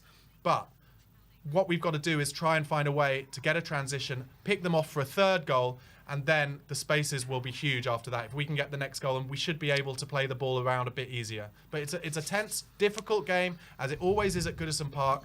Anything could happen. All right, it doesn't look like there's any subs at the break. The teams are out for the second half. Before we get started, please do like the stream. There's 3,000 of you watching right now, so big up to everyone in the chat and viewing the watch along with us. There's only 400 likes though, so let's get that to 1,000 likes. Just 600 of you of the 3,000 watching have to like the stream to get it to 1,000 likes. So I really appreciate if all of you just scroll down, smash that like button, and it really does help support the stream and lets the stream be seen. So if you're enjoying the content, do smash that like button as well. If you go into the title, go check out Barnaby Slater's YouTube channel as well. Go click and give him a subscribe as well if you're enjoying this commentary. So let's get into this second half, and the second half is underway here. Yeah, I mean, Sim, what do you put yourself in Big Ange's shoes? What do you think he will have said there? I think he would have said we have to be a lot more aggressive in this game. We have to be not letting them bully us, and they're pressing us high, and we have to be aware of that. I think definitely from corners he has to make sure that we're protecting Vicario a lot more. And when we're passing the ball forward, enough of these like first time flicks into no one and not being precise, not being careful enough with the ball. I think we definitely have to make sure that when we are having the ball, we're trying to have our build-up play in through to midfield. We're being a lot more accurate. We're getting the players a lot more precise passes, and we're not just easily giving the ball away. I know it's difficult to do against a very aggressive Everton team, but we have to be a lot better than we were in that first half. It's a really interesting moment there straight away in the second half while Sim was talking. Destiny Udogie received the ball from Vicario in a quite a difficult position in that he's got his back. He's facing his own goal. He's on the kind of near the halfway line. They've given a corner there. I can't believe that. They've given on the halfway line, and then Udogie kind of is tackled and goes down as if he's got a head injury. And the ref didn't blow up again, and they've gone the same. Corner comes in, again, Vicario and Vicario this time has ploughed through them. He's absolutely ploughed through them, and as expected, the ref doesn't give anything, and we win the goal kick as a result. Good ball, first out to Porro as well from Vic. Give him an option. Tell you what, goes on to Richie. Oh, I thought he was going to be in behind for a sec. Mikolenko can hook clear. That's nice from Bentancur there. Good touch. Lovely from Porro. Give him an option. Look, they're so tight in those little corners, and Bentancur gave it away. They're very good in central midfield at closing down the space for us to play the kind of football we want to play. Pickford goes long. Come on, let's up there. Oh, how's he played one long ball there in behind, but Cavalier luckily plays it behind him. They're looking for a foul. The Everton fans think he got pushed in the back. Yeah, I agree. I don't think it was. Lovely from Pierre. Oh, foul. Carried on. That was lovely. That's where the pace of Van de Ven is absolutely vital, because it looks like Calvert-Lewin is in and he's got about 5 yards on the defenders. But by the time the ball's got down, Van de Ven is right next to him, and Calvert-Lewin there is under pressure and couldn't do anything with it. Romero wins a goal kick after being pressed by Calvert-Lewin. They have again continued to press high as expected in the second half. Everton. I really hope this pattern of the game doesn't continue as it was in the first half, but at the moment it looks like it is set to do so. Romero out wide to Johnson, who tries to... See what I mean? He's made a bad decision there, Johnson. So this time, again, he decides not to just try and hold it up. He decides to let it go behind him, and it just goes off for a throw-in. He's just making some bad decisions. Long ball forward from Pickford. Porro up against Mikalenko, and it's going to go out for a throw to Tottenham after Mikalenko heads it on. Sammy, could you get the power? Oh, has it died? Laptop? Thanks, mate. But what Everton are good at, you have to say, is closing down from throw-ins and stuff like that. Oh, Madders has just given Porro a horrible situation, but he's done well. Got to get that, Pierre. Oh, dearie me. Second ball, well done. Oh, come on, Rodrigo. Got to be stronger in these 50-50s. Oh, dearie me. Letting Garner get all over you there.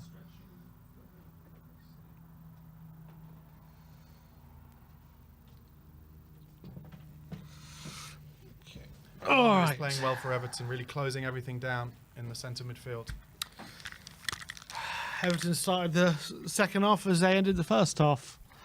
What Everton are doing is every time we've got a throw in, they are stopping our throw back to the centre, to the kind of deepest centre back. So we're having to go into where all the bodies are, and we are losing a lot of those 50-50 balls. There goes long Tarkowski, and is Harrison in here? Can Romero go over to him? Harrison goes for the lob, but it's not going anywhere. Vicario has that easily. Second time that they've been in a promising position just from one long ball. Look at this pressing from Ghana. Look at this. Oh, Vicario plays it short to Van de Ven. They're calm though in possession. Werner flicks into a doggy. I mean, he gets a bit lucky in a doggy though. Can he? Oh, he slipped. A great game, Udogie. But he gets it back. And here's Højbjerg into no, very close to finding Werner. Oh, come on, Destiny. Good ball into Werner. He's in. Good. He's got it down. Maddison, lovely flick. Werner, it's a foul on Maddison, but it's a play. It's play on. Got a chance on the right if the director shows us. It's Pedro Porro took a save from Pickford. It's a lot better from Tottenham. Thank you to the director for finally showing us what was going on. Don't know why I was zooming in on Maddison there. Yeah.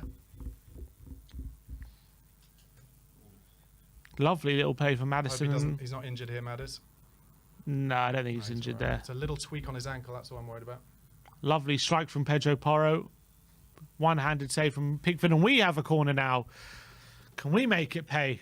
Put Pickford under pressure. Give him a taste of their own medicine. Probably unlikely with Porro doing it, taking an out swinger. But Werner is near the keeper. We don't score many from corners, do we?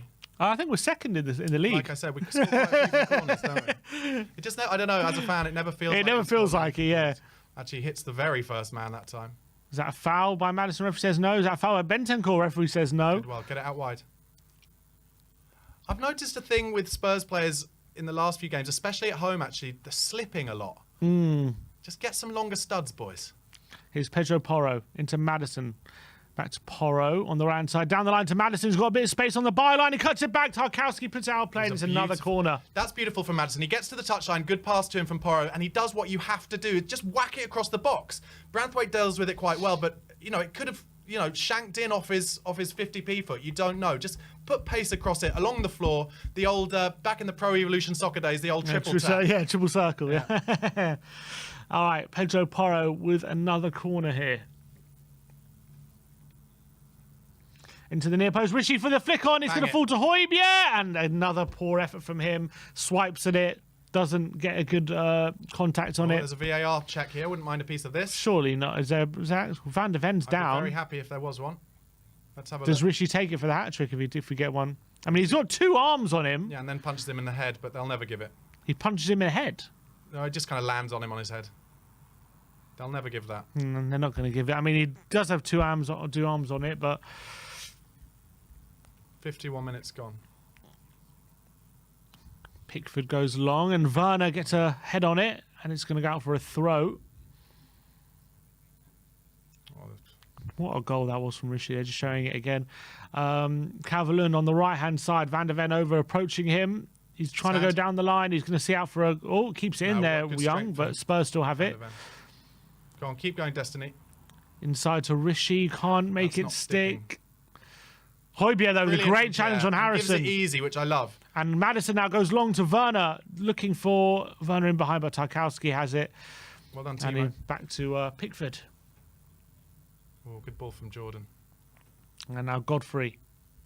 Goes long again in behind to Harrison. So the net again, another long ball. Van der Ven coming over and brilliant tackle. Now will they give it offside? No.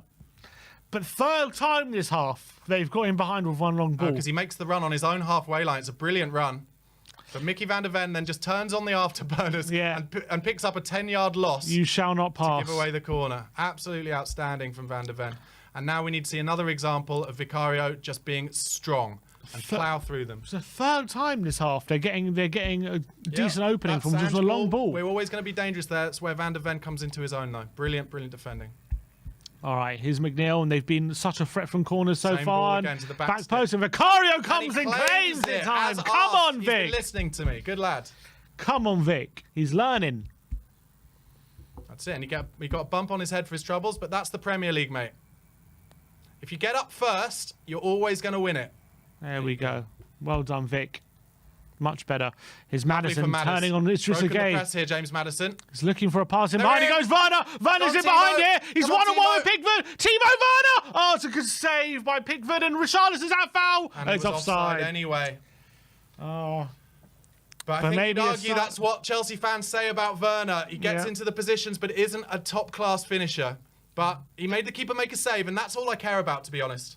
Rishi's taking a bump somewhere. Rishi tends to go down quite often. He does, but they're calling over for treatment. You were offside anyway, Timo. Good ball from Madders. Is he offside? Yes, he's well offside. God, yeah, well offside. Yeah, he's well offside. Why did they let that carry on?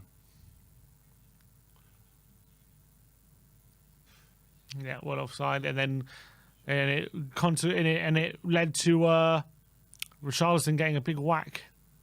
Yeah, Ali McCoist on co-commentary, who of course was a brilliant striker himself, just saying how Timo Werner, when he gets in those positions, he just doesn't look like he believes it. And there's some truth to that. But I also think he'll score a few goals for us. Yeah, I think so. If he gets in those positions, he'll score a few goals for us. Hopefully we can give him that confidence. All right, there's a bit of a break. As Richarlison receives some treatment. It didn't look too bad on the replay. Let's hope he's going to be okay. Yeah, I really hope so. I really wouldn't like to see him going off here. Would be absolutely heartbreaking if he picked up an injury in the form he's in. I think I'd say that Spurs have kind of picked it up maybe 3, 4, 5% this half. There's more in it this half for us. We're just snapping into those 50-50s a little bit better than we were the first half. Yeah, it needs to be a lot more aggressive as we were, because we're just letting them bully us. That's true, actually. That's true. And I think Ange will have probably said that. You can't come to a place like this and not match the physicality of the opposition. All right, Richie is back on his feet, and he'll be going off the pitch for a bit for those customary 30 seconds. Yeah. Well, mandatory, I should say. And there it goes long again. Another long ball. To the keeper. Vicario has it easy, does it? That's it, calm it down. Here's Paro under a little bit of pressure, and Bentancur turns. Oh, it's a good ball. What a ball from Bentancur. Johnson's running in behind, and he squares it to Werner, who's got a good opportunity. Great challenge from Godfrey. Werner didn't go to the ball. Werner needed to approach the ball. He was waiting for it to come, and he's picked up an injury as a result as well. No. You know. Oh no! I'm not surprised because he's waiting for it, and as a result, I think who is it? Tarkowski is it Tarkowski or Godfrey? Godfrey just gets there to get the ball. Oh, is he pulled up, or has he got something from Godfrey? Injury, I think McCoist is saying he's got to come to it. He's waiting for it to come at the perfect situation, but he's got to be brave and come. Yeah, he gets a little bit on his ankle there. He's all right. No treatment. But he makes great runs. Maddison into the box, cleared away at the near post. Got to win this ball. Porro, yours. Is that a foul? Referee says no. And Porro stayed down now. We seem to be in the wars so far, Tottenham, this half. Destiny just gave Madders a horrible pass. Is that our ball? No. Destiny's just being a little bit slack with his passing. Yeah, a little bit slack there. That pass wasn't on. It was on when he first saw it, but by the time the ball got to him, it wasn't quite on. But he's such a top player, you know. You can't expect a 20-year-old to be at the level that he's played all this season at every single game. And I think in a physical game like this, I can see maybe why he's been kept on for that physicality a little bit. And he did get an assist as well for the first goal. He did get an assist. Can we pick that up? Tarkowski's long. Dear me, that was lucky. Calvert-Lewin's long ball in behind. Vicario's going to have this. All right, don't mind that. All right, we seem to be getting a foothold on this game now. Hopefully everything is starting to tire a bit, but let's see. Vicario is going to pick this one up, and now Romero.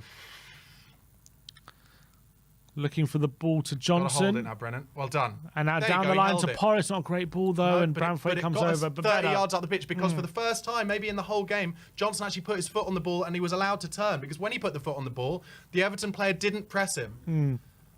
Hopefully that gives him more confidence to do it again. And also, credit to Johnson, just before we didn't mention it, was a good ball to Werner. It was a great ball. It was a good ball on the right. He's brilliant at that ball. Can we see the game, please, Mr. Director? There we go, a bit of space. Porro looking for the back post of Werner. It's fallen to Maddison on the edge of the area. Maddison, a great strike and a good save by Pickford. On his left peg, James Maddison. That was an Brilliant unbelievable hit on the half volley from James Maddison. It's almost one of those ones where he hits it too well. You almost want it to come off the side of the boot a bit more to hit one of the corners. It comes at a good height in the end for Pickford and a bit it's a good straight. save. It's a beautiful hit. A lot of power behind that. Bit too central. Yeah, I think you're right on that. Beautiful. But Tottenham definitely starting to get a lot more control of this game all of a sudden. The chances are starting to come. Here's Bentancur. Back to Romero, and he's going to go... Oh, he didn't go back to the keeper. He faked it and goes down the line to Maddison, into Bentancur, and better from Tottenham. Looking for Rishi. It's a poor ball from Maddison. That was poor. The run was earlier. And now Young and Godfrey's on the run here. He easily picked up. Timo does go with him. Oh, he doesn't know. He doesn't actually pick up the ball. And Godfrey wins a corner, does he? No, goal kick. Well done, Van de Ven. Go on, yellow card for that. Book him. Yellow card for that, Godfrey. He's shouting at the lino. That's got to be a yellow card. Surely. It's got to be one. There were enough yellow cards in Goodison Park to find one. There you go. Well done, ref. He shouted at the linesman. Get some control of this game, ref. That was bizarre from Werner, who did the hard yards to run back. Just didn't put the challenge in at the end. He needs to be aggressive there. Oh, Tottenham playing out the back. And is it Madders? No, it's Bentancur, I think. Oh, wow. Who's dribbling his way out of trouble in his own penalty area and gets it to Van de Ven. And now Doggy, the space is opening up, but Young... Oh, doesn't get the challenge on Doggy. And Doggy looks to get it through to Werner. He's still got it on the left-hand side of Doggy. He's in the box. Let's see Doggy pulls it back with Richarlison. Oh, his shot is blocked. Brilliant work from Udogie. That's where he's at his best. He just barges his way through. Yeah, and that's good stuff. Everton now on the break in a really good position here. He's looking for Harrison, but Van de Ven intercepts. Van de Ven by tells miles, him to... the man of the match so far, by the way. Been brilliant. Here's Højbjerg. Richarlison, obviously, but... Højbjerg, man. Horrible. Such a loose pass and a foul by so Maddison. Lazy. So needless. He had time there to pick out, easy pass to Maddison.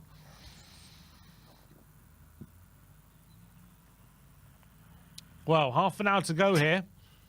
Be much better in this second half from Spurs. Pickford with a free kick on the halfway line. He's going to go long here. And that, once again, the physicality of the game allowing the Everton fans to get into it. Oh, here we go. Papsar is stripped off and ready to come on.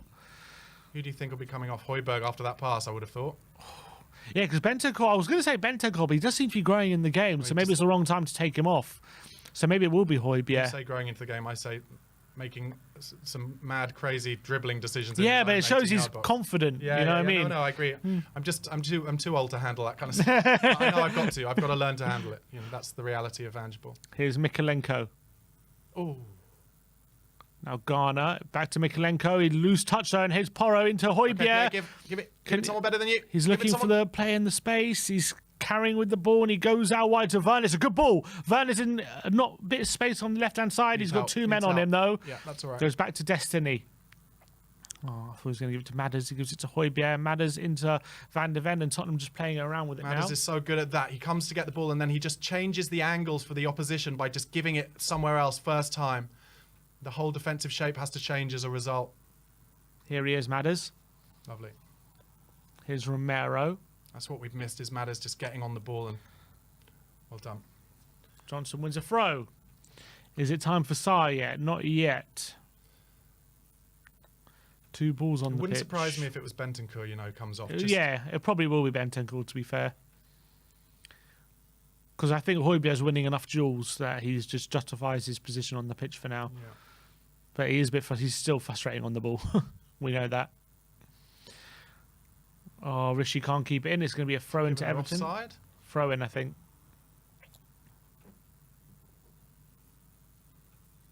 62 minutes gone. I'd love us to just score 3 more, not concede any. That's all I want for Christmas. Just to make it a relaxing Saturday afternoon for me. Joe Cole, who is also a beautiful footballer, just waxing lyrical about James Maddison on TNT right now. Yeah, he's been great as well today, I have to say. Stand up, Destiny. He's not got the... Don't foul him. Oh, he's a foul. He's actually backing into you in the end. Oh, is that a yellow? No, they're trying to get him the fans into the game. Ashley Young is using his experience to know that they need the fans to get something here. So he's bringing on Kulusevski and Sarr. So it'll be Johnson, I'm sure. Yeah, Johnson is going off. Well played, Brennan. And it is Bentancur coming off for Sarr. So one thing I'd say is that yeah.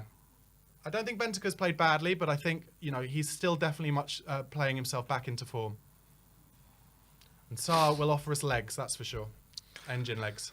Better in the second half than Bentancur, but yeah, it wasn't still not at the level that we know he can reach, but maybe he's just getting up to it. Did you see that penalty Sarr took in the shootout? Yeah, great penalty. Wow. Beautiful. So confident as well. Just absolutely banged it into the top of the net, roof of the net. All right, so he's going to get 25 minutes in his legs.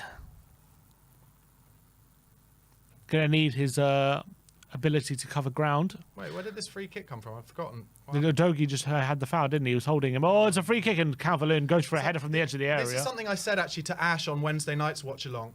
With those free kicks, I feel like we play it must be that we play the line so high that sure we're going to quite often lose the first header, but they have to have a go from like 25 yards. Yeah, from a header, 25 yards which to is make it work. never likely to go in. Here is Sarr, gives it away in his first touch, puts it out for a throw. That's what I was saying. But on both touchlines, Everton have been really good at closing down the space and not giving us much to do in terms of finding an easy out ball. Here's Pickford. Oh, nearly finds Maddison, but Garner's able to keep possession for Everton, and Pickford goes long. Good pressure from Spurs there. And it's going to be a throw. Come on, boys. Got ourselves in a good position here. 0.1 from losing positions. Everton only 1 point this season, 1 from losing positions. Touch all the wood. Get some wood touched. We need that third goal, definitely. Next but I have to say, we've definitely contained Everton a lot better in this half. No! It's a foul. Oh, and Garner goes long on. Romero's missed it, but Udogi's coming over to Ashley Young. But Ashley Young gets past him and gets a ball into the box. And Calvert-Lewin was there and waiting, but Van de Ven, thankfully for Tottenham, was able to get the header on. And that's a foul on Rishi. Brilliant from Rishi. And here's Maddison in behind. He's got Werner in support. He's got to find Werner. Oh, he doesn't make the decision quick enough. Didn't have his head up. Come on, Madders. Didn't have his head up. Oh, but he's given away to Kulusevski. Richarlison. And Kulusevski in the back post looking for Werner. Has Richarlison fouled him there, I wonder? He's saying not. It's a corner. He's given the corner. No foul. I think the defender has tried to pretend he's been touched there, but let's see. Godfrey looks hurt, but he is given a corner. What's he? No, he doesn't touch him. Absolute dive. Absolute dive from Godfrey. I'll tell you what, so what happened from the secondary play of that, that could easily have been an own goal there when the cross came in and he puts it out for a corner. He's so lucky. And he was stretching because Werner was in behind him. Shame about James Maddison there because he must have known he didn't have the pace for that. He was one-on-one, but just needed to look up. Short corner to Madders. Oh, Madders on his left foot, or he went back on his right, back on his left, and it's blocked. Decky there, you know. Here is Decky, don't lose it. Oh, does brilliantly to keep hold of the ball, Decky, but overruns his second touch. Van de Ven, though, wins the header. And now Porro behind to Rishi, who flicks it into, looking for Decky's hit, another corner. No. Good little intricate football there from Spurs, and Kulusevski showed a bit of strength there as well. Yeah. Been a lot happier with our second half performance so far. Here is Tarkowski, who's being pressed by Rishi. Go on, it's on his right. And done, Rishi. Pickford Brilliant. does Good able pressing. to get the pass off, but it's rushed, so Porro picks it up, and here's Pupsar. He's got space, should have turned. Come on, Romero. Oh, looks for Højbjerg's pass has got a little touch on it and Good evades closing Højbjerg, down. but Sarr That's a looking... foul. That's a foul. That's all right, though. He's trying to do the right thing there. Just Sarr tried to get an interception in central midfield there, and just the Everton player, Garner Gay, got his body around the ball and won the foul. 67 minutes. Long ball set to be played by Jordan Pickford from the free kick. Yeah, this will come across to Tarkowski, number 6 at the bottom left for sure, and Rishi's just taking up place there. And Destiny will have to stay with Godfrey on the second ball, I would have thought. Here it comes. The doggy wins the header, but it's fallen to Godfrey, and it's going to go into the arms of Vicario, never really troubling him. Now Vic has possession. Goes short to Van de Ven inside his own box. They're pressing with enough men here that we are If we not... can beat them. Oh, Sarr is being pressed and Got to give it there. into Van de Ven. We don't look confident now without that assurance from Ben to go back to it's well foul done, on Pierre. Højbjerg. It's a free kick. Pierre did well there. It's a really stupid foul to give away there, but that's what footballers do quite Is a that lot. yellow? No, it's not a yellow. No. Come But on, that's let's get this handball. We're third going to goal. see much more of that. So... Oh, yeah, there's more goals in it for sure. Vicario to take this free kick. Is he going to go long? Yeah, he's going to this time, I think. He's going to aim it towards Richie, who goes over his head, but the header falls to Mikalenko. Højbjerg wins a second header. Bit of head tennis, but here's Romero and Sarr, and now we got it down, and Porro into Kulusevski. Doesn't quite reach him, actually. But Sarr picks it up. Tottenham being aggressive Yes, here. chance in the midfield here. Here's Maddison. He's got a bit of space. Yes, Out wide to Kulu. Kulu's in will space want on the this on right his side. He's left, got but they've Rishi in got sport. players Rishi! A save! Maddison! Oh! Just didn't fall for him. Can't get on the end of it. Another good chance. Rishi so close to a hat-trick, but his... Oh, it's not a good pass from Porro. Kulu's not going to get Don't foul there. him. Oh, it's done And well. Idrissa Gueye turns. Lovely football from Spurs. Comes away from him. Oh, but he's given away. Here's Romero. Into Sarr. Lots of space for Sarr here. Give it. Sarr out wide to Werner. On Timo, run at him. Take it down the line. Can Werner fashion a chance here? Goes inside to Maddison. On the edge of the line. He lined up a shot, decided against it. Yeah, just didn't quite have the space for it in the end. And here's Werner. Good He's got run a doggy outside on from the Destiny. overlap. Here's Maddison. Rishi. Oh, he loses the ball, Rishi. But they again, lose it's it as given well. But away. This is Oh, what we were doing first Exactly. half. We're winning a lot of the kind of second balls after the interceptions. we've upped our pressing game here. Here's Pedro Porro Right, to get one in Kulusevski. onto Richarlison's head here. Sarr. Oh, nice from Pap. Just a little 10-yard run that was good. Pushed them a bit further back here. Højbjerg. Porro flicked into Sarr. Tottenham now doing some really nice patterns, just keeping the ball nicely. Here's Sarr. Pap is confident, wants to be on the ball all the time here. But they're just pushing us back a bit. This may end up going back to Vicario and does. Shame.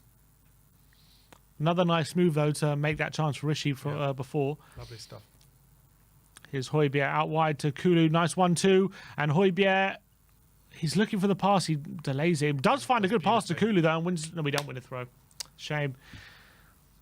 70th minute now, 20 to go, but they'll find at least 8, won't they? You know they will. Yeah, 100%. This was the move, which was really good pressing in the centre of the park from Tottenham. Very, very aggressive. Maddison does so well to find Kulu here. Great pass, I thought, from Kulusevski as well. Inbound to Rishi. Oh, it's a good effort. Shame. So close to finding Maddison on the follow-up as well. I hate that when they're showing a replay and next thing you know they're in. Everton in a good position here. He wants Here's him to be Godfrey on the offside. right-hand side. Oh, he slipped, Godfrey. And now Ashley Young bursts into the box, but there's Højbjerg, comes sliding in and puts it out for a throw. Pierre did really well there. Really well, because the 3 players were out of the game. Had to kind of cut it out of the sauce there. 20 minutes to go here at Goodison Park. Still 2-1, so only 1 goal in it. And as long as there's only 1 goal in it, you never know what's going to happen. As ever with Tottenham Hotspur, stressful. But now Højbjerg. But at the moment, if Tottenham definitely looking more likely to score a third than Don't like the Everton. sound of that. Just like I didn't like the sound of how easily we were dealing with the corners when you said when the first goal was scored. Is that a foul on? Who's that on? I think it's a head injury, is it? Is that Højbjerg? And Dyche is complaining. As is Ian Wone, his assistant, ex-Nottingham Forest winger. Good player he was back in the day as well. No, Tarkowski's a bit annoyed. Oh, it's Richarlison, is it? Everton fans can't complain about Rishi going down with a head injury because that was his life at Everton. But that is a foul. His arm is on Rishi's head. Is it a foul or is it stop play for a head injury? Yeah, but it should be a foul. You're not allowed to. You're literally not allowed to do that.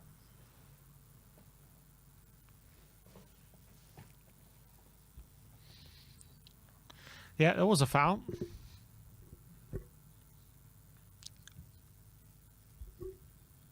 Bit of bump in the head there.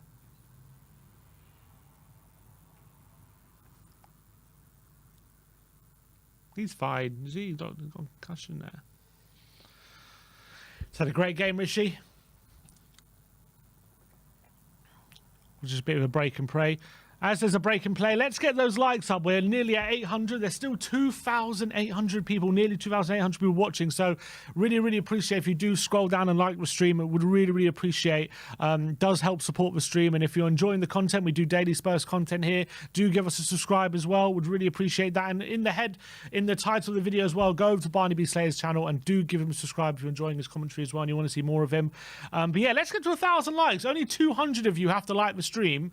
And there's 2,700 of you watching, so come on, let's get to 1,000. There we go. We're getting those likes up. Press that like button, Takes guys. a second to do.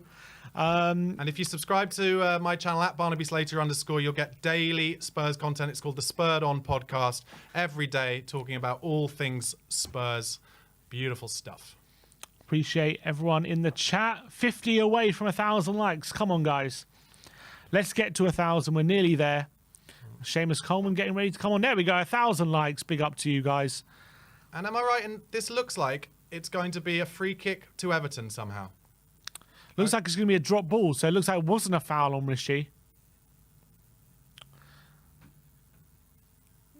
Don't understand. There's going to be 10 minutes extra of this now. Yeah. So he's coming on for who? For Godfrey. Yeah, Ben Godfrey coming off, Seamus Coleman coming on. Werner has to be looking at this as an opportunity. He's very, 34-year-old Seamus Coleman, is he? Yeah, but he's got an engine. He'll get up and down the flank, that's for sure. Stalwart. I remember, I think he made his debut against Spurs. I remember that game, and he was so good. He came out of nowhere. There we go. Oh, there we go. Just 13 years ago. That was the game I'm talking Everton about. somehow have the ball despite the fact Richarlison got elbowed in the head. And it's a long ball forward, and Vicario has and claims. See, look, here, this is interesting. So Everton press us here from these positions with so many players. It makes it so difficult for us to get out, but they keep going for it. And that's our throw-in. Well done, Destiny. They kind of when Vicario's got the ball, they basically press right man to man up against us with 5 players, and we found it difficult to get out all game.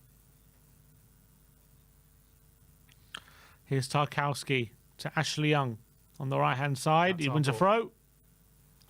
Is Goodison Park a tighter pitch than everything else, or does it just seem than every other pitch, or does it just seem that way? I think it's fairly definitely compared to the bigger stadiums for sure. Side. It's definitely on the smaller side, but I don't think it's that small. Do you see what I mean here? So throw in, but they block off our throw back, the second pass, especially at home, which we always have an out ball from. Come on, Rishi doesn't win the header. Make him go back. Make him go all the way back, and make him go long. And they'll be in from this, I would have thought. I didn't quite get. He's just shanked it out, is he? Yeah, throw into Spurs. Is there another sub coming on? Excellent distributor, but he hasn't been at his best so far today. But he has played a few good balls over the top for them to get through with. Eugene Joe with Super Chat says, appreciate the commentary. Come on, you Spurs. And Voyage604 says, Japan lost. I hope Korea win the Asia Cup. So, wow, Japan out the Asia Cup. That's interesting. Iran beat them, I think. So, Iran won 2-1 earlier today. Wow. Yeah. So, Korea, massive favourites now. Needs help. Well done, Mickey van der Ven. Good position this for Spurs, having beaten the initial press. Now, find a pass, Mickey. Here's Werner. Oh, good ball. It's a good ball. It's a good ball, but it was scary to watch. Højbjerg wants to do the big diag. And he goes for it. Is it going to stay in? Kulu can't. Or does keep it in. That was not a good ball from Højbjerg. And now at all. Sarr. Back to Vicario. It's going to have to go. Back to Sarr gave him an Sarr. option, which was really look, I good. thought if we could have given it to Romero. Does give it to Romero Beautiful. now. Into space. Man on. Man on. Beautiful. Into Madison. Tottenham beating the press really Beautiful well. from 1-2. Spurs. Oh, And that's then a foul. and a yellow card. That Surely. has to be a yellow card because we're in down the left. Come on. Garner Gay. And it's not his first foul either. James Maddison, we'd played beautiful football. He'd opened his body up to with the outside of his boot, Luka Modric-esque, play it out wide where Werner was in, and Garner takes his foot away, Yeah. stops and it has to be a yellow card. Surely. I'm sorry, it absolutely has to be. I don't think it was. No, Michael not Oliver given. trying to keep his cards in his pocket where he can. Good ball out wide. Decky. Come on. Into Sarr. Yeah, we've been playing the football we've been playing is a lot more confident in this second half. We're playing through Everton a lot easier. Here's Romero. I think what you said, maybe they're not able to quite keep it up for the entirety. So they'll be able to do it in little spells here, but not every time anymore. Yeah, it was a bit relentless in that first half, yeah, but they it haven't was been able to totally. keep that up. Vicario This now is where we're drawing them on. This is what we do. goes out wide to Werner. He has kept it in, but his pass isn't great. But a doggy. Oh, Can he get the pass off? Couldn't quite shake off Seamus Coleman. Such a shame. Werner was right in there on goal. Get up first, Christian. He does win the header. Oh, but Garner gets the header out wide to McNeil, but See that Porro's header. over and Well done. gets a throw. I don't think Everton mind giving away throws here, though, because they know that they're going to close us. And they've very often, maybe 80% of the time today, won the kind of first and second balls here and got the ball back when we've got throw-ins deep in our own half. 78 minutes gone, but I expect this game will go to 100 minutes. Oh, that is Yeah, it a was quite a long brave break. throw, possibly not clever. Højbjerg looking for Richarlison. Can't get on the end of it. It's gone back to the halfway line, though, and it's going to go back to Pickford, and more good pressing from Rishi, who has put in a shift, to say the He least. has. And they're bringing on a sub here, Everton. See it off the pitch, off the pitch. Oh, Mikalenko keeps it in, but Porro smacks it against him. Can Højbjerg win it? He does. His Sarr Give it into easy, Højbjerg. yeah. Madison, flick it back to Højbjerg. Well I done, thought yeah. Madison went the wrong side here, but it's Udogi. Nice and easy, Destiny, and now go and help him. Werner on the left-hand side. Can he take on Seamus Coleman? He's not going to. He's gone on the outside. He gets a ball into bad ball on his left peg, and it's out of play for a goal kick. And is he down again? No, he's all right. Is he injured? No, he's... Oh, I don't know. He's hobbling. Yeah, that wasn't a good cross from Werner. That's the first time in this game that he's tried to go on the outside of his fullback. But he did, of course, do that against Brentford and put a great cross in for Brennan Johnson. So, you know, Ashley Young off, and who's coming on for Everton? Beto, I think, and maybe one other. Beto is a big old handful. Chamiti. Oh, no, okay. I thought I had it. Okay, sorry, that's a different player. Apologies. I thought I had him saved from Sporting Lisbon, so I assumed it was Beto, but no. I'm surprised they haven't brought on Beto yet, because Calvert-Lewin has been a bit out of the game for a while now. I think if they bring him on, they might bring him on with Calvert-Lewin and just go full dam busters. They've been far more direct in this game than they were at the Tottenham Hotspur Stadium. Yeah, actually. agreed. Romero with an up and under, looking for Richie. Good luck, Rishi.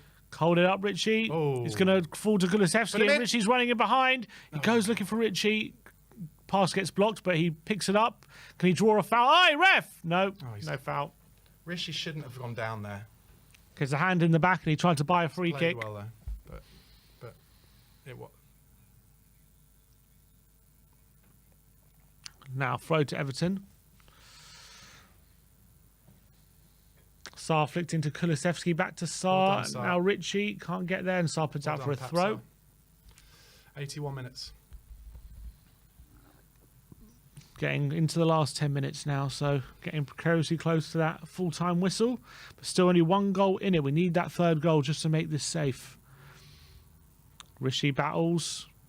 Doesn't win the header. One of you. Oh, we've lost out to Chamiti, and now Harrison on the right-hand side. The doggy's over there. He goes down the line. Van de Ven, though, uses his pace and beats him to it. And down the line to Werner. Actually, not a good ball, but is out. Play for a Yeah, throw. It good is. But Werner's got to come to the ball a little bit more. He's suffered from that a couple of times, not coming to the ball. You've got to, in the Premier League, you've got to battle for that ball every single time because the other player will. Agreed. Lovely from Van de Ven once again. Such great defending. So cultured. And have we lost the ball already? No, we've got the No, ball back. his paps are. Oh, it is a foul. Is it? It's blown. The whistle's blown. My prediction is somehow Everton will get this ball. Probably. It's like a clash of heads or something. Oh, well, hold on. You didn't give us that. Yeah, how's he given a foul for I that? don't think he has, actually. Oh, is he not? Is he just... But what's it going to be? Oh, it's going to be Spurs Spurs ball. get it. Maybe he's leveled it up a bit. I think he's leveling this up a bit. Yeah, he had to stop play because of a head injury. Come on, Tottenham. Vicario. Van de Can you Ven. tell? Down the line. It's not a No. good ball again from him. And Doggy doesn't win it, but he's going to see it out for a throw. He's going to try and see it out for a throw, and he does. Van de Ven does. Mickey, get away from that. You're not going to take this throw, so get away from it.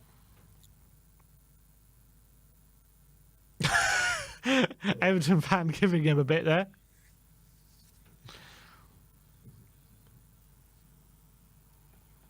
Don't. Right. So Spurs are trying to waste a bit of time here, but I think let the Everton fans get into this. Don't let them get into this. Well, she doesn't win What's the Werner header. doing there? Get near the ball. Come on, mate.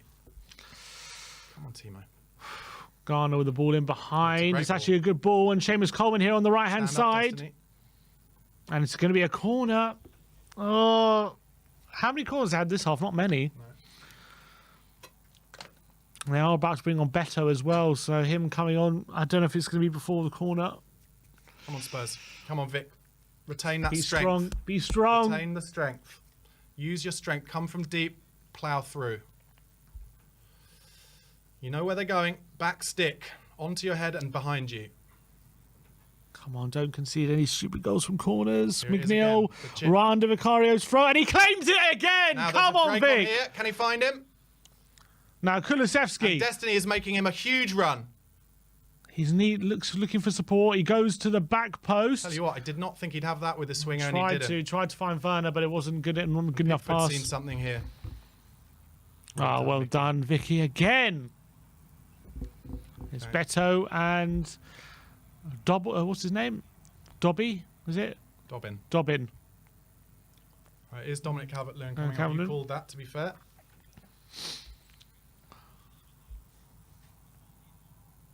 So he's going to be a real handful. Brian Hill is going to come on with That'll be Ollie for Werner, Skip. surely. Yeah. I'm guessing Skip for Madders, maybe? Yes, maybe. Maybe he's tiring a bit. It's still going to be 15 minutes left, though. Mm. Not sure about it. But it's real legs he's bringing on rather than strength. Werner, yep, no surprises there. Look, he's was he done his job, I would say, in this game? He's done all right. He's been okay. He's had a few moments where he maybe should have done better. And Maddison is the other player going off. He's had a great game. I think he's been so much better today as he was against Brentford. So much more involved. And Brian Hill, who's still here after the window's closed, and let's see what if he can provide something in these last 10 minutes or so. I don't doubt that Big Ange knows more than me, but What have we made of Timo Werner today then? yeah, he makes good runs. He He does a job for the team. Yeah, he works hard, makes good runs, definitely. He's no Sonny, but who is? Mm. Rishi's still working his nuts off. Pick for the long ball forward. Doggy, though, Turn, wins Brian. the header. Good stuff. Down the line. Hill. Down the line. Wins a throw, does he? Is it He our did ball? well Yeah. there I'm glad he didn't try and control, put his foot on that, because he would have been ploughed through.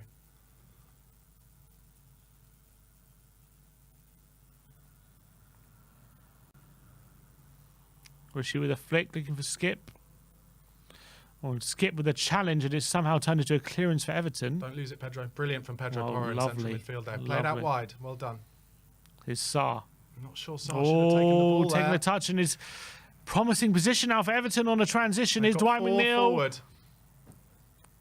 Good tackle from Romero. Brilliant. And now Højbjerg coming forward. Oh, Højbjerg, man. Come on. Get back in the box then, Pierre. Get back in the box. Work. Come on, Tottenham. Be strong. Garner. Don't foul him there, Decky. Don't foul him. Make him go back. Come on, Rishi. That's it. Come on, got some fresh energy now on the pitch with Skip and Hill here. Hill running over to Seamus Coleman. Nice. Well done, Brian. Well done. Box the pass. 87 minutes. Oh, when Højbjerg does things like that, it's just like, oh, so frustrating. He did the hard bit, and then the easy bit is what he struggles with, or what we would deem to be the easy bit. The 5-yard pass. Stand. Ball into the box and Ben, oh my word, completely free there. And he's onside.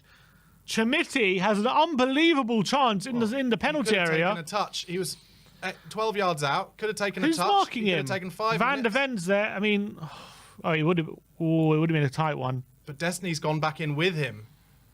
It might have been offside just, but it's a bad finish anyway. How's no one marking him? Just We go. don't actually mark men in those situations. We kind of mark space. Terrible. Ridiculous. Got away with that one. Sean Dyche not happy. All right. Oh, I lost the ball already. Lost the ball already. Come on. Oh, Destiny. Destiny. Good flick. Ed's got to get offside. So how many minutes do you think they'll find? I think it'll be 10. I reckon 10. I'm going to go for 8. And a sub. Oh, yeah. Højbjerg for Dragusin. Someone said that in the comments a second ago. Is it going to be Dragusin for Højbjerg? Probably a good decision. Maybe go to a back 3. Højbjerg's It's definitely just... a fight. It's definitely a scrap. So he's done well, Pierre. I'll give him a 6.5, 7 for today. He's done well. Yeah, probably more good than bad. I would say that. All right, Dragusin's going to get another little cameo here. So midfield 2 of Skip and Sa in the centre. Is he our first official player with a genuine man bun? No, because of Gareth Bale. Gareth Bale when he came back. 89 Exactly. minutes. We're into the 90th minute. And Vicario is going to play this ball long now. Not a surprise. He's going to aim towards Kulusevski. There's literally no one near Kulusevski. So Tried to take it down, wasn't successful. Porro's at a foul. No. Referee says yes. Pedro gives away the free kick. And they're going long. Of course they are. Has it gone too long, though? No, it's gone wide this time. And Come on, Destiny, win that. Win that, Destiny. Or Well done, Hill Brian wins Hill. it. He's looking for support. He goes long, looking for Rishi. Nearly a good ball, but couldn't nice quite idea. find him. He's going to be lacking support now, Rishi, in these last 2 minutes, I feel. Here, Drissa Gay with a good ball into Harrison. A good ball across the face of goal. Is that a foul? Referee says no. And he's going to go out for a goal kick. see it up. You're not getting that, mate. Fuck Sean off, Dyche Dyche. is certain it's a penalty. It was going over his head anyway. Dragusin was the one If accused. they give this, then it's an absolute laughingstock because he's not getting anywhere near the ball. Oh, come off it. No chance. No Embarrassing. chance. Just embarrassing. Nothing. 7 minutes. Add it on. Never ever going to get a penalty for that. No way. Oh, come off it, Sean Good luck, Dyche. Sean Dyche, mate. Never. All right, we're into the 91st minute. There was 7 extra. Come on, Spurs. Just hold this out. It was a beautiful cross from Harrison. This is going to be a horrible 7 minutes. Rishi. Just Miscontrolled We it. started losing every 50-50 again now. Every little long ball. And Everton are just whacking it long every time. Pat, that's got to be better there, Come mate. on. Oh, Get is that up. a foul? Referee says no. And Dragusin lets it out for a throw to Tottenham.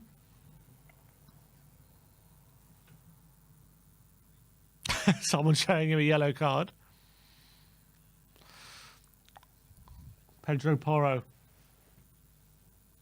Come on, Pedro. You get booked in a sec. Just get it down the line. He's got a throw. Just get it down the line. I said give it to Rishi. We'll aim it towards... Oh, his side somehow lost it. And Hill was going Ryan to pick it up and he slipped over. slipped. Okay, just show us the game. Director, show us the game. Show us the game. Rishi given man of the match. By Ali McCoy, some co-coms. But I'd love to see the game. Here's Skip. Looking for Rishi. Can he get there? Is that a foul on him? It's going to be a foul by Richie, that's for sure. Referee says no. Play what a on. touch from Harrison. Well Oh, done. Brian with the challenge. Free kick to Everton. They want us to give away free kicks. Mm-hmm. That is what they want. They want us to give away free kicks. Don't fall for it. I know that you want to win the ball, but Stand off. Make them do something incredible to get a result in this game. That's all I'm asking. Don't give away free kicks. They've only scored from a set piece. That's the best chance. They've got big guys, Tarkowski, Branthwaite. They've got Beto on the pitch now. Another chance for them to get a ball in the box now. Come on, Spurs. Play smart. 5 minutes to go. Pickford to launch this one in from the halfway line. Long ball forward. Branthwaite heads it on. And Brian Hill was able to head it away. Can Rishi get there? He does, but ball falls under well him. there, Rishi, Can he win a foul? Can he do something? He turns. He's lost the ball. And Porro can't clear it. But he wins it back. And down line to Kulu. Well done. Brian Hill making a... Here's Rishi. No, Rishi! Oh, Rishi, what have you done? And he's through to Beto, but Van der Ven's over. Is that a foul? Referee says no. Van der Ven covered that beautifully again. And now Kulu. We've lost the ball in midfield again. What are we doing? We're just giving it away in the worst place. A foul. In a really dangerous area. This is brain dead. Again. Oh.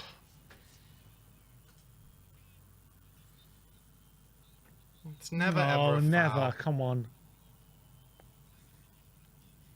This is what Everton fans want. They need to get into the game to make this happen. Give away fouls, controversial moments.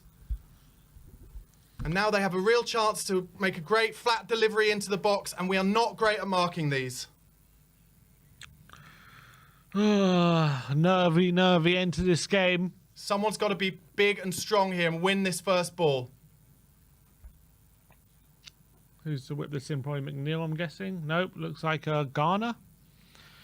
Garner's in there. He's headed on. Oh, it's 2-2. What a surprise! Brain dead. Branthwaite heads it on at the back post, and all our own making. We're so bad at defending those deep free kicks. Nobody ever gets on the first ball. Ever. Did Romero head it on? Is that without zooming in on him? VAR, save us somehow. Vicari's gone into the corner, is he? Into the post, sorry.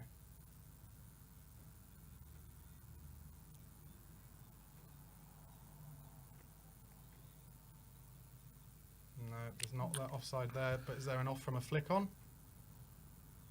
No, it's Romero.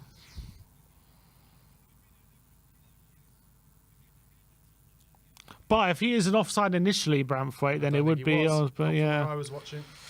It's tight. It's about that guy in the centre there. Who is it? Romero. Yeah, Romero. It looks like he's. Yeah. Oh well, it looks like he's on, but it's tight. Well, I guess if anyone's in front of Romero there, that's off because they're challenging for the ball, right? Challenging for the first ball. I guess. He looks like they're level to me. We might lose this game. I'm sorry, but I wrote it here on the 85th. Bad feeling about these subs. We might lose 3-2. I didn't want to say it at the time to jinx it. He's onside. Yeah, he's well onside, actually. Those subs were not good subs. Took off physicality. You can't take off physicality at Goodison. We might lose this game. Just like Wolves. We've just been atrocious in these last few minutes. Just giving the ball away in such stupid situations. We were against Brentford as well. All we can hope here is that Everton sit back, happy with a draw here. Of course, it's the player who's been linked with us all season as well. You can't give away free kicks against Everton in the last 10 minutes. You just can't. It's brain dead. Just Rishi running into people in the centre of the park, just losing the ball needlessly. It's just going to lose. No game management at all. Oh.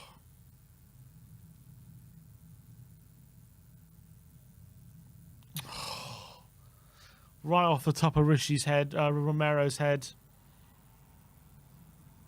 No one at the back stick. Here we go. Just a gay coming forward. Van der Ven wins the header. He's obviously up to Sarr. Do a Man United. Come on. Can we hit them back? The doggy to Brian Hill on the left. Come on. Whipping a ball. He gives it to the doggy. He's in the area. And he slips. And he can't win the corner. And he gives away a foul. Oh! This will go to over 100 minutes now as well because of the VAR. Shut up. Thrown this game away. We had control of it in this second half. We had it under control.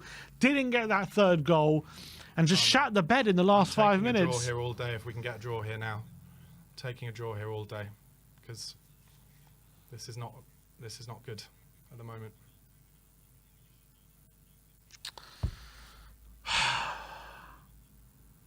Here's Harrison. Van der Ven is forced to put out for a throw. And now Everton got their tails up. They are going to nick it.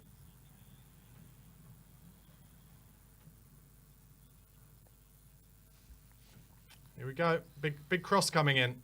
And us not closing down the cross at all. And they've got 3 men at the back. Oh, Porro wins the header. And Kulusevski's going to have this. Come on, Kulu cuts inside. Oh, he's lost the ball. Wasn't a foul. Now Mikolenko. Well done, Oliver Skip. Dragoshin, that's a foul. Free kick to Spurs. Ferguson did well there. Man. Are you surprised? I'm surprised if you're surprised. I'm just annoyed with how we ended the game. We did well in the second half for most of it, but we ended the second half terribly. Yeah, you're right. Since we made those subs, it was just terrible. Yes, what a surprise. Another set-piece goal for Everton. You give them set pieces, you give them the chance. Dragusin with the wins the header. Skip Come on. Opens it out for Van der Ven. He's got to get it out to Can Destiny. we get one more chance? Can we find another chance in this game? Come on, Come on, Desi, go attack the space, attack it. Oh, no, he's lost the ball. And here we go. Oh, Skip nearly brings him down. Well done, Pap Sarr. Oh, Sarr's won it. Go Romero. That's a foul. Free kick. Well, we won't, but any other chance to pump use the chance to put this in the box, to be honest. We won't. No, we're going to play it short. Here's Sarr. The doggy. Sometimes you've just got to put it in the box, make yourself a chance, you know. Brian Hill goes on the outside. Brian Hill. Win a corner. Can he fashion a chance? Win a corner. Turn again. He's looking for help. Turn again. Well done. Oh, it was full time. I'll take it. Honestly, I'll take it because after that, they could easily have nicked that. All right. Oh, man. All right. Finished 2-2 here at Goodison Park. Very, very frustrating game at the end of the day. All right, let's get into the instant match reaction.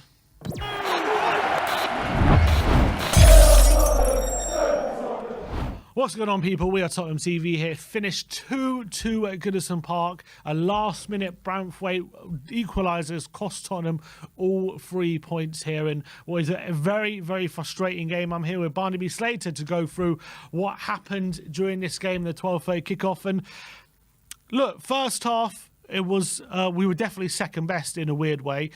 We took an early lead after 3 minutes. Richarlison putting Spurs 1-0 with a brilliant volley after good work from Destiny Udogie.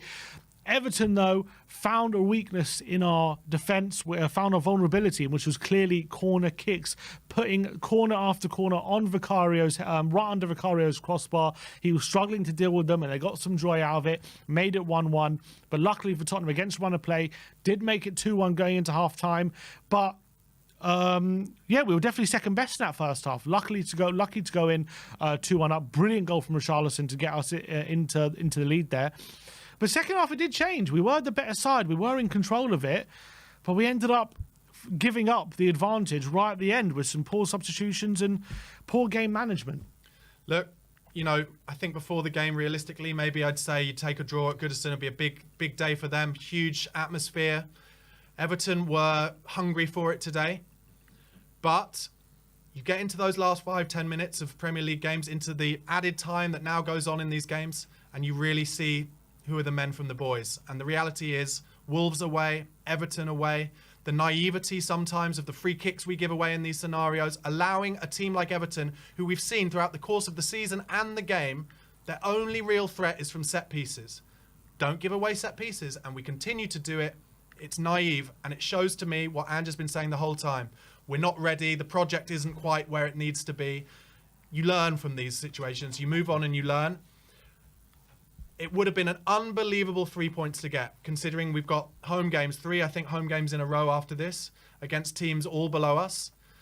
And we nearly snuck it out, but you'd have to say over the course of the game, Everton deserved something from that game. Absolutely, they deserved something from that game. And if we'd held on, it would have been, again, 2 games against Everton this season where we'd probably been lucky to get both the 3 points in both games. So sometimes you've got to hold your hands up. Look, I said it during the watch along, I'll say it now. On 85 minutes, Big Ange Postecoglou made 2 substitutions. He brought Brian Hill on, he brought Oliver Skipp on. Now, I'm not saying that either of those 2 players did anything particularly wrong or specifically wrong. But for me, you don't take off physicality at that time against Everton at Goodison Park. Brian Hill, he's not going to offer you anything from a defensive set piece in the last few minutes of the game, and you need a Højbjerg on there, even if he's just getting his body in the way or out-muscling someone or being there at the back stick. From that goal, the equaliser, where unfortunately Romero flicks it on, they've got 2 or 3 men at the back stick completely free. It can't happen. It's naive. And of course, it's Jared Branthwaite, who Spurs have been linked with all season. He's a good player. But anyway, they're the negatives. The positives, Richarlison, unbelievable finishing. His confidence is sky high, and he scored the best goal of his Tottenham career today. Outstanding. Mickey van der Ven, for me, even though they gave Richarlison man of the match, and they always give it to the goal scorers, Mickey van der Ven, an absolute cut above everybody else. We were not at the races particularly today, but van der Ven covering so much behind our back line as long ball after long ball came over. He just dealt with it all with aplomb. It's an unfortunate situation where we didn't win. We could have won and should have won by the end, but like I said, before the game, I would have said you take a point away from Goodison Park with 3 home games to come. That's what happens. What I will say is, for me, I think our last chance of maybe putting in a title challenge this season was to win all 5 of these games. We're not going to be doing that now, and I think that's probably gone. But in terms of the top 4, I think that point is a good result. Yeah, I think it keeps us obviously in a good position. We did take a point, but again, I completely agree with you when Ange says it's not ready. But I think the word that Ange used after the Brentford game was immaturity, right. And it's still showing the immaturity of the side. And I think that probably reared its ugly head in those last 5 minutes, because it wasn't just giving away the set pieces, which 100% was a big issue, but we were just the game management. We weren't being smart on the ball. We weren't maybe getting the ball into the corner flag. We were running into challenges in the centre of the park and giving the ball away in dangerous positions where it just set Everton up for the counter-attacks and allowed Everton to get forward and gave them encouragement where it didn't need to happen. And can I just go in there? Sorry, because you said it. I was having kittens on Wednesday night against Brentford, and I went full in on Decky Kulusevski because with 2 minutes left, he had a chance to run the ball into the corner flag, and he didn't. And this thing that Big Ange has on them where he says, I never want to see that, that has to stop. In games like this, that has to stop. You have to realise, like Manchester City under Pep Guardiola, the most forward-thinking, attacking, progressive coach potentially in the history of football, they give it to Erling Haaland and he runs it in the corner and he hits it off defenders and laughs in their faces. And he's done it for 4 or 5 minutes at a time sometimes. And look, we've lost 2 points because of that. And we lost potentially 3 points against Wolves because of that. yeah, And I get it. I do understand Andy saying, I'm teaching an ethos. I'm teaching the club how to be a different way. I get that. But there are just some times when you're in 4th position in the league and you've got a chance to get 3 points. Just take it in the corner. Give it to Decky Kulusevski. Run it in the corner. They'll foul you. You'll win a throw-in. It's frustrating. Sorry, carry on, Tim. Yeah, it's mightily frustrating considering, you know, we could have gone level points of Arsenal, maybe create a little bit of a gap with Aston Villa, who are playing later today as well, with those 3 points. And the fact we gave it up, and the fact that it was so unnecessarily given up as well. We just all our own making, all our own mistakes. The way we ended that game was nothing to do with... I mean, Everton were putting us under pressure, don't get me wrong, and they deserve their equaliser and deserve what they got today. But the way we ended that game, because the most frustrating thing is, we went through it in the first half and we were really poor. We were under pressure. We went into half time in the lead against run of play. But in the second half, I thought that did change, and we were much better in the second half. I thought we did control the game. And if anyone was looking to get that third goal, the next goal in the game, it did look like it was going to be Tottenham. We were the ones forcing Pickford to saves. Everton seemed to run out of steam a bit, and it's like, from a position of control, of strength, then we gave them encouragement. Then all of a sudden we started doing stupid things, and maybe it was the substitutions that took control out of the game, or I'm not sure what it was, but it's just frustrating that you go from a position of strength. It's one thing if we were playing like we were in the first half, just constantly under pressure, and finally that pressure tells. But it wasn't like that. In the second half, we were keeping them at bay, we were keeping them at arm's length. We were in control of the game, and we just ceded control for stupid mistakes and stupid decision making. And that's the most frustrating thing in this game. And to concede that goal late on as well, another goal from a set piece. We conceded 2 goals from set pieces today. It's something that needs to be sorted. I'm sure Ange will definitely be looking into trying to sort that situation, but very, very frustrating. The defending, as you say, for the goal right at the end was absolutely terrible. Could have been a number of players could have put that in. But let's talk about Vicario, because obviously the story of that first half, under pressure from corners, we conceded from one of them. They kept putting it under his crossbar time and time again, and it seemed like an avenue they're getting a lot of joy from. But that did change in the second half. Yeah, he did start to claim things, and he started to have more authority from those set pieces. Yeah, exactly. I think hopefully that will be the big learning from today for Vicario, is that he's got to plough through the player they put on him, be strong, and get up early and claim those crosses. Because if he keeps punching and flapping at them, then teams will continue doing the same thing. And it's just statistics and odds that we will concede goals that way. So I was impressed with his second-hand performance. He could easily have shrunk and made it worse for himself. He didn't, and he claimed a lot of balls. But Ange has got to look at that as well. It may be worth putting another man on whoever they stand in front of the keeper. Look, in terms of the rest of it, you know, Goodison Park, very difficult place to go. That's the reality of it. Never easy. We haven't won there in 5 seasons. There's a reason. Look, if you're an Everton fan, I get it. You're fighting for your lives and you just want any points you can get. But honestly, considering when I was a kid, you grow up, Everton won titles in like 85, 86. They won the FA Cup in 1994. God, it's horrible to watch. And like, no excuses. They deserved a point at least out of today's game. But yikes, if they stay in the Premier League going into their new stadium, you cannot be playing that football at their new stadium.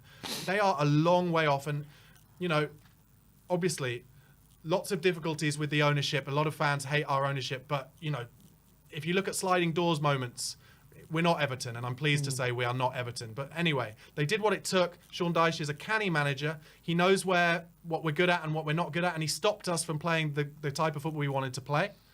And he played the type of football that he knew would cause us trouble. Win as many set pieces as you can. Keep it narrow defensively, but out wide when on the offensive. Get lots of crosses into the box. And that's what got them a point in the end. Neither team really cut the opposition open that much. Every time they got through behind our backline, it was from a long ball where I think Ange and the team feel confident that Van de Ven would chase it up, which he did time and time again. And, you know, it's a shame for Richarlison because those two finishes deserved to be winners of the second one, especially deserved to be the winner of this game.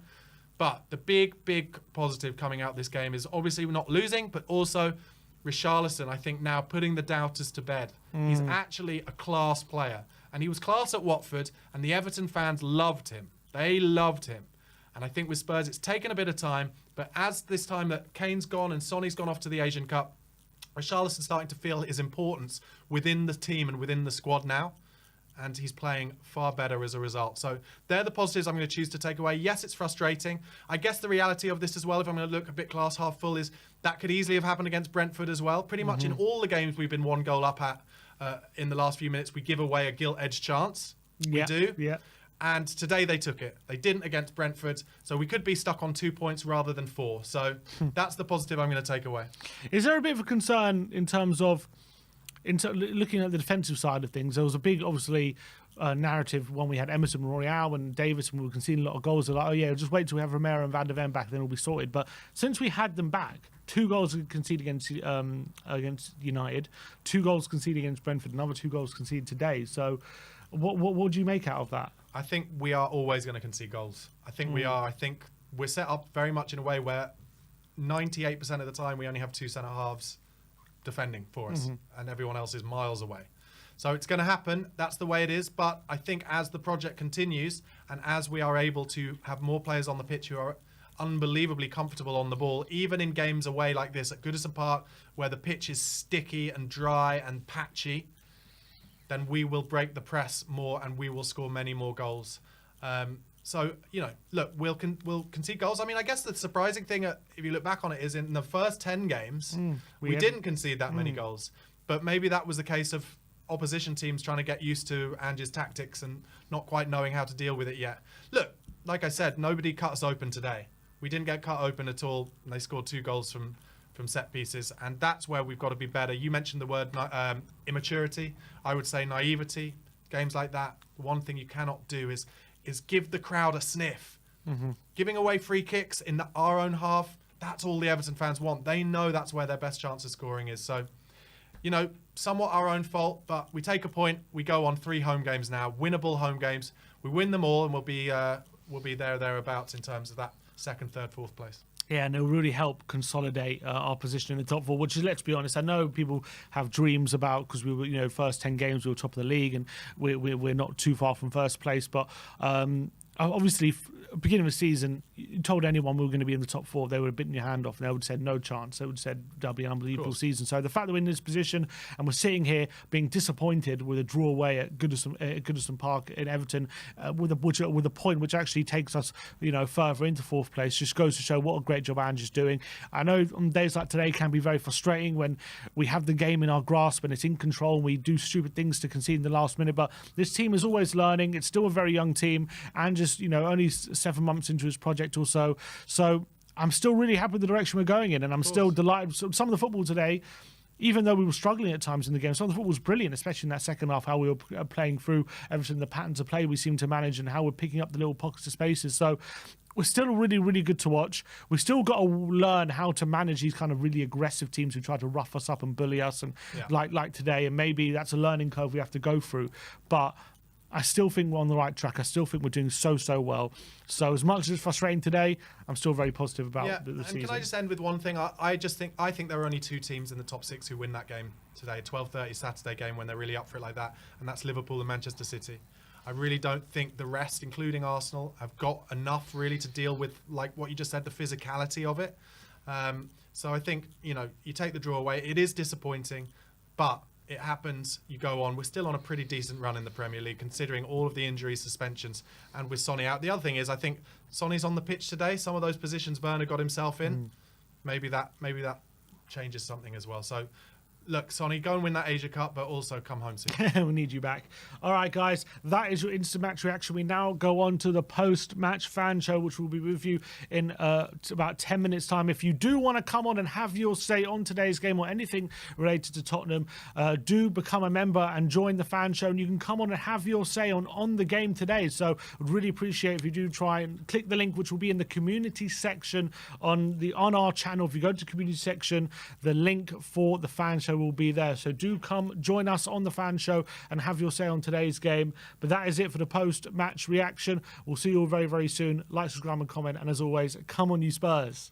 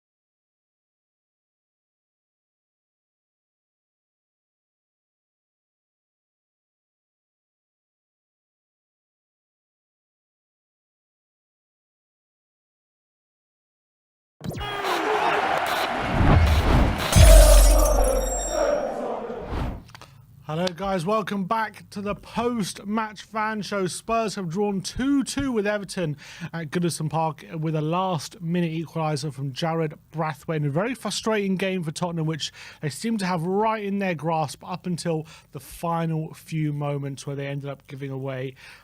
Unfortunately, the point, apologies, they gave away the point, and the points here with Barnaby Slater. We're going to be talking to you. It's your time to have your say on today's game with everything that happened surrounding the Spurs-Everton game. Hugely frustrating result given the circumstances of the game, but we didn't lose. We did end up getting a point, and Goodison Park's never an easy place to go. So I'm very interested to see what your fans' opinions are. But without further ado, let's start and let's get on with Brian Daigle. Hello, Brian. Hello, lads. Hello, lads. How we doing? Yeah, good to see you, mate. How are you doing? Oh, all good, mate. Nothing like getting up at 5 o'clock in the morning to get down to the yard to watch that and just see us not stay switched on again for 90 minutes, which is so frustrating. Frustrating. What was the mood in the yard then while watching the game? Did you feel like we had that game in control, or was it always inevitable they were going to equalise? Do you know what? I think it was a bit of both, Sim, if we're honest. We started the game like we did against Brentford. We started on the front foot. Obviously, Scott, mate, first of all, 2 magnificent goals from Richarlison. All I will say, Simeon, I can finally say thank you for brainwashing me that week that we did together. Because, boy, this man is on fire, and we're seeing a completely different player to what we've seen at Tottenham. And it looked like we could have had it in our own hands, but 2 things we need to work on desperately is A, set pieces, and B, staying switched on. And those 2 things are what cost us today, big time. Yeah, I mean, I'm surprised at the amount of first balls, as in the headers, we don't get to from corners and especially deep free kicks. It can't be something that's going unnoticed by the coaching team, surely. Well, when you look at this, Barnaby, it looks like we saw it obviously with the Man City game in the FA Cup. It looks like these teams are targeting Vicario now at corners to try and put him under pressure. And let's face it, all other teams do it. It is a common ploy to distract the goalkeeper. And this seems to be something Vicario is struggling with. I don't know why there's not Van de Ven or Romero around them to ruffle the feathers, but he made a hash of it with the first goal. And it just seems to be an issue. Like you said again, at set pieces, Barnaby, we just don't seem to have that determination to get there first, do we? No, but second half, in part from obviously the goal we conceded, to Vicario's credit, there was a bit of a change, wasn't there? And he was starting to come into claim. Most definitely. Most definitely. He got a lot more authoritative, or he had a lot more authority, and he was coming and claiming them and catching them cleanly, which is what you want to see. I mean, hopefully that was instructed to him in the second half, and that will continue moving forward. I will say with our defence, Mickey Van der Ven is just simply in the elite bracket, period. This guy is very special. He's just absolutely magnificent. Since he's come back, and it's been a big injury, especially for a player where pace is such a huge thing for him, he has just come back, and it's like he hasn't been away. He's been magnificent, and he was again today. Yeah, I completely agree, and I think we would have been probably might have conceded 2 more goals without him today, because his pace got us out of so much trouble when Pickford was playing those long balls over the top, and when their kind of midfield were playing some balls over the top. I want to talk about the midfield actually, Brian, and ask your thoughts. Yeah. I felt that that's where we didn't win the game today. We didn't ever feel like we had control over the midfield, bar maybe a couple of kind of 7-8 minute spells in the second half. It really felt like they were more aggressive, more assertive, first to every 50-50, and therefore first to every second ball. And is it as simple as, you know, maybe that's where we're really missing Basuma's press resistance to take the ball in the first part and find somebody else? Or did we just lack aggression today? Barnaby, it's a tough one. Remember when I spoke to you after the Brentford game, and I said even when we had Benton Core, the midfield just seems to be missing something, doesn't it? And again, it looks that way. And you look at it and you say Benton Core, Maddison, Højbjerg, that is a solid midfield, which I think each player can cover everything a midfield needs to do. and they just don't seem in the race. I don't think Bentancur, since he's come back from the Matty Cash, has been the same. Obviously, he came back from the original injury like a house on fire, but since the second injury, he hasn't been himself. He'll get back there, there's no doubt of it, but there's been a bit of inconsistency with our midfield since that injury, hasn't there? There hasn't been a long time where the same three have played, but now with Sarr back, hopefully he'll go straight back in for Brighton. Hopefully now he's had a week and a half, so what to recover come that game. But you're right, something hasn't looked right. And sometimes I thought it was Basuma making Sarr look good, but it looked the other way around before they all went away. And I think Sarr has been a huge miss, but thankfully that's over now. And I think with Sarr back in next week, if he is, I think we look a completely different midfield. Yeah, I just felt like there were so many times today where there were genuine 50-50s, and the Everton players, and sure, they're maybe hyped up by the crowd, but they just went in a lot stronger and therefore came out with the ball, and that was a shame. That I think is one of the reasons, and especially in that kind of last 10-minute bit where what you need is people being able to win those balls, and we were too late into those tackles, and we gave away free kicks as a result. I mean, you know what I'll add to that as well is it was naive from us. You know that everyone knows that's what you're going to get at Goodison. Yeah. At Goodison Park, you know, especially in the end, if the fans start getting as hostile as they were, it could be an intimidating. You know what you're going to get from Everton. You know what you're going to get from Sean Dyche. Yeah. And there's players there that are seasoned professionals, internationals. All right, a few of them there haven't been to Goodison. They've just arrived here. But they should know that is coming and be prepared for it. And I think we were naive. I'm just about to get gate crashed by one person you know and a very, very special VIP. Hello. Yeah. Hi, it's Cody Mack. There you go. I haven't seen you in so long. Hello, Cody. There you go. How you doing, Sam? Lovely to see you, mate. I feel like it's been ages. I'm doing well. Great to see you, man. Great to see you too. I wish it was under better circumstances, but it is what it is. Hope all's well with you. Grant, Ryan, good to see you too, mate. Hope you're doing well. How are you enjoying Canada? Canada's unreal. You got to get out there, bro. Look, how about each of you give us your man of the match for today? Richarlison. Yeah, it's got Richarlison, closely followed by Van der Ven. Worst player on the pitch, Vicario. And Udogie. Vicario and Udogie. Him and Udogie. I don't know what's going on. But listen, Richarlison. Let's just have a quick word about Richarlison. And there's obviously people that have been slating him and saying, and listen, he's coming for bad criticism, and some of it's been warranted. But you've got to, like I've said with me, if you're man enough to give the criticism, you've got to be man enough to praise him. And the man is on fire right now. I know he's the most informed player in the Premier League striker-wise. He's got to be the most informed striker in Europe. Surely there's not another striker that's a bit as red hot as him at the moment. That's one. Yeah, I think it was 8 goals in his last 8 Premier League games, so he's absolutely on fire. But today as well, the finishes today was something as well, which we haven't really seen from him. We haven't seen from him in the Spurs show. Yeah, he's been getting goals recently, but the goals have been maybe, poachers' finishes, right place, right time kind of goals. But today, especially that second goal, incredible finish and probably his best goal in the Spurs show, I think we can all agree. What do you reckon? I think one of the most encouraging things about Richarlison's performance was that he showed the Everton fans the respect that they deserve, and that is encouraging to me because if Richarlison ever leaves, we know we don't have to worry about him shithousing us if he scores against us. That is the most Canadian thing I've ever said. That really is. He scored 2 wonderful goals.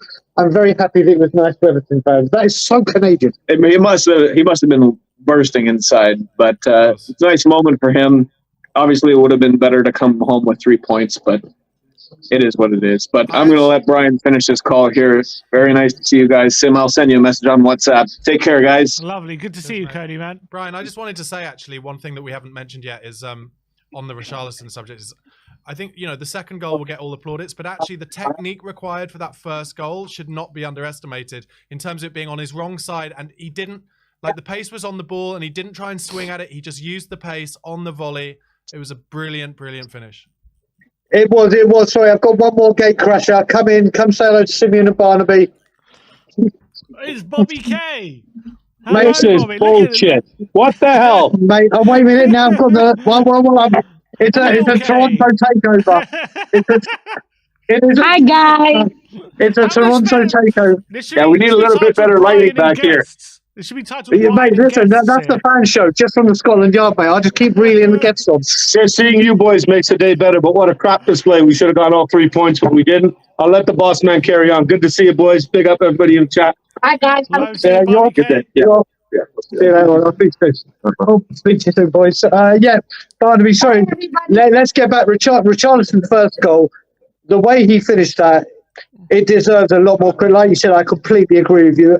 Yes, the second goal outside the box was a lovely finish, but to have that instinct, that's what we've wanted to see. Both goals is kind of what we wanted to see with Richarlison. That first goal where the ball's coming at him, that finish is sublime. It's sublime, and he's showing different. He's showing different facets to his game now, isn't he? Yeah, definitely. And I think his all-round game is improving, although I didn't see too much of that improvement specifically today, but I think in general it definitely is. And obviously those 2 goals were absolutely brilliant, and I'm so happy for him. In fact, I got it wrong. It was 9 in 8 he has now, not 8 in 8, so it's even better than I originally said. But look, Brian, appreciate your time as always, man. I'll let you get back to your special guests and enjoy your time at the Scotland Yard, and we'll speak to you very soon, mate. Good to see you. You certainly will, boys. Have a great show. Everyone have a great weekend, and I'll see you later. Top man. See you, Brian. Ta-da. See you, Brian. Just reading, just got a tweet here from a guy called Charlie Parrish. He says, 8 goals conceded in the 90th minute for Tottenham this season, the highest in the league and the most of any Spurs team in a PL season. Probably says a fair bit about on-pitch leadership sometimes, funky substitutions that can lose us rhythm, and some of the lax touches I've noticed of late that invite pressure. I mean, most goals conceded in the 90th minute in the league this season. I think it mirrors what we were talking about this, and this is an argument that comes up, I know, on, like, for instance, BBC 909 or 606, whatever it's called, with Robbie Savage and Chris Sutton, and they like to bang on about how you can't play, or Robbie Savage does, you can't play this way in the Premier League, you will get bitten. And look, I actually don't agree with that, except for when it gets past the 90th minute. I just think if you're winning the game past the 90th minute, then you have earned yourself the right to manage the game properly. Run the ball into the corner. Now, Ange Postecoglou's argument, I think, is you're just as likely to concede a goal doing that as you are to score a goal by continuing to play the correct way. But the stats do not mirror that. The stats mirror the fact, are more kind of open to the fact that, in fact, we are conceding too many goals in those minutes as a result. So that's probably the only little tweak I'd make to the Ange ball. But look, the other way of looking at it is he brought on a third centre-back today. Now, he didn't bring on a third centre-back in the 90th minute to attack more. So it's in his mind a little bit, but I think just to some degree, sometimes just lump it in the channel, get someone chasing up there, win a free kick yourself rather than giving away free kicks in your own half like we did today. And it's something we actually do very well when we're down to 10 men. We do that very well. But it seems as though we're down to 11 men. We have that confidence we can get more goals. We don't seem to do it as well. And just to finish off, Sim, sorry, but I remember this being a big thing when Martin Jol actually took over. It was a thing where we'd started getting up in games and then we would concede late. And I remember him coming out saying, you've got to learn game management. And I think at some point, this is Ange's first season in the Premier League. So there will be things that he came into this thinking, I'm 57, I've managed everywhere, you can't teach me anything, where actually he will have to learn a little bit himself. And if that's the only thing really that winds me up a bit about Spurs at the moment, then I'm happy with that, really. No, we're not doing too badly. Next up, let's get my grandpa on. Grandpa Brian. Is he frozen? Oh, he's there. Hello, Grandpa. How you doing? Hi, I'm doing very well, thank you. Lovely to see you, and I'll see you later on tonight as well. But Grandpa, we had control of that game in the second half, didn't we? It looked like, even though it was a difficult game, especially in the first half, we struggled a lot. But we did have control in that second half, and it was just frustrating right at the end. We couldn't get all 3 points. Yeah, because we lost control as we did last time. And a few times now, we lost control at the end of the game because we just lacked focus. It was just we didn't play to each other. We allowed them to come onto us and we didn't keep the ball away. And it was ridiculous. You can't keep attacking, just keep the ball away. And we're good at that when we focus on it. I mean, and the other thing is the last 6 goals that we've lost, is because Udogie made 2 mistakes. Holberg made 2 very simple mistakes, and Vicario this time made 2 mistakes. So we've lost 6 goals, also at the last minute as well. But we lost them all through silly mistakes, not just when we were trying to do something, playing really badly. And that's about focus. It's only about focus. I thought it was a great game, and it was great to see Charlatan really, not only the goals and his focus, but he worked so hard, just like Kane does. He was at the goalkeeper every single time, and I'm really delighted to see him doing so well. And what we're doing still is keeping on getting players that have pace. Johnson, Ricky van der Ven, they really got pace, and it makes a huge, huge difference. And I think some of these new guys they're looking at for the new year also look like they're pacey people. Yeah, Once you people and they learn to control the ball, then I think that'll make all the difference to us. How do you feel like Ange will be feeling after this game? Do you think he'll be very frustrated with the fact how we gave the game away, or do you feel like he'll feel like it's a learning curve that the team's going to have to go through? I think he'll say, well, we're just starting, really. We're still at the beginning.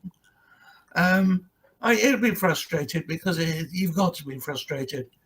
But I don't know about you guys, but the last 10 minutes of the last matches, I've been as nervous as hell because I was almost certain that we're going to get a goal. Because they were playing so well and we were playing so badly. And we weren't, it's not about, I know Angie says attack, attack, attack. And I think that's right. But nevertheless, you attack by the way they play. We play very well. When we slow the game down, place our passes carefully, we do well. And we should be doing that at the end of the game as well. But as soon as the 90 minutes is up, everything changes. And they take the ball all the time and we don't see it. Yeah, I think look, if you think about it, and this is exactly what you're saying, I think, Grandpa, is basically in the last few matches, Brentford, I think arguably they should have scored in the last few minutes. Do you remember that Burnley game in the Cup not long ago where the last kick of the game, when their keeper was up, they made a gilt-edged chance, which would have meant us going to a replay. There is just some naivety and immaturity in that last few minutes where, as you're saying, like sometimes just boot it into the corner, chase it, and I think the key point for me is make the opposition do something special to get that equaliser. And today is the perfect example. We give away a free kick against a team who are only going to score from set pieces in a dangerous area, and they didn't have to do anything special. All they had to do was deliver it into a difficult area, and we did it all for them from there. Yeah, you're quite right. Absolutely right. But that's about focus, isn't it? It's about focus. And I think he'll learn, and I think we'll see changes being made. And the changes he made, he really could have brought the people he brought on was right. He made a good move there, but it was very sad to see Benacore not really have a good game. I mean, that's from when he was playing at his best. When he came back for the first game, he was outstanding. He had a pretty poor game. Yeah, he did. Yeah, and from the corners in the first half, we were really struggling, weren't we? They were putting it right under Vicario every time, and he was struggling with it. But credit to Vicario, though, in the second half that did change, and he seemed to improve from them, and he started to come and started to catch them a lot. Well, actually, they changed. They didn't stand in front of the goal. They didn't get close to the goalkeeper. Last time, both times, they were forcing the goalkeeper to make the mistake and not being able to punch over or get to the goal. This time, they didn't do it. I don't know if that's to do with us or to do with them. Yeah, you're probably right about that. But in terms of the point today, overall, how it looks for us, going forward in the season, it still keeps us in the top 4 for now. Obviously, Aston Villa play later, but what I think this result probably puts any kind of faint ideas of the title beyond us. But are you still very confident of getting into that top 4?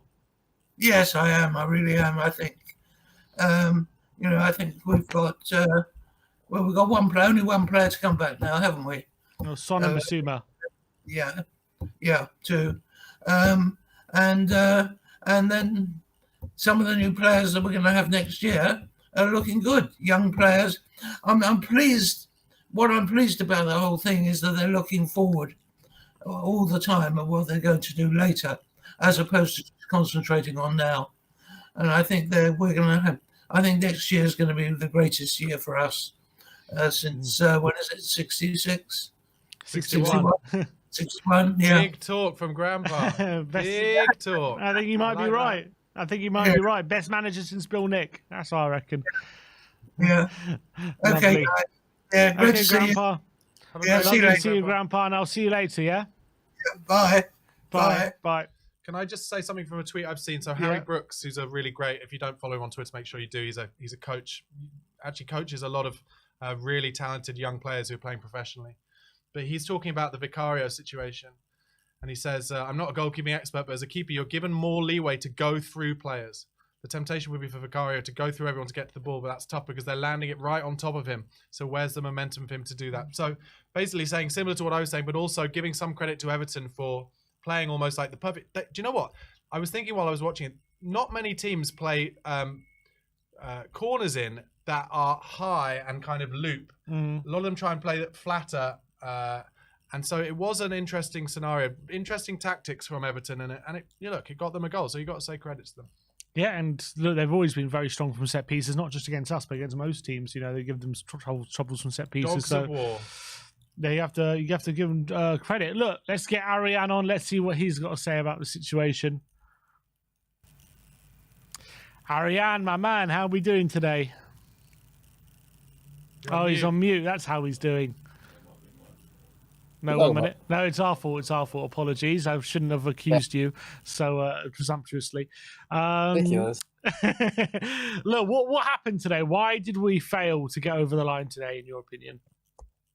I honestly, and I will say this completely with confidence, the entire game, I blame it on one person. The entire game, I blame it on Højbjerg. I blame the entire game on Højbjerg. And it sounds on the surface you're thinking he wasn't even on the pitch when we conceded the equalizer. Yeah. But here is every single time that I saw someone make a pass and I'm like, what the fuck was that? And I look at who it was Højbjerg. Every single time without fail. And if a pass was made where I'm like thinking, what the fuck? It was always, besides one time where it was Romero. One time where it was Romero, where it just passes straight to Garner or something, and they went through. But every other time, it was Højbjerg. And he killed any sort of attacking momentum we had. And a lot of the set pieces that looked dangerous, that they didn't score off of, came from balls that Højbjerg gave away. Our momentum was completely killed. And obviously, there's more to it than that. But I genuinely believe had we started anybody, had we started Brandon Austin in midfield besides Højbjerg, I think we win this game. Here's the thing with Højbjerg, right? For some reason, it's games against Everton where he is horrendous. His debut for the club was against Everton, where we did we lose that game? I think we did 2-1. He was shit. And then from that game in that season, he was incredible. He was probably the best defensive midfielder in the world for like 3 months. And you remember the game where it fell apart? Everton 5-4 in the FA Cup. For some reason, against Everton, this guy is the most diabolical footballer ever. Sorry, Ariane, your audio seems to be cutting out a bit. I'm not sure why. I don't know if you moved the position of the mic or something. My mic is just my laptop here, so I that's better. Yeah, that's better. That's better. Okay. All right. But yeah, today and generally against Everton, this guy is woeful. And he was woeful again today. So I genuinely look at him, obviously more set pieces inside.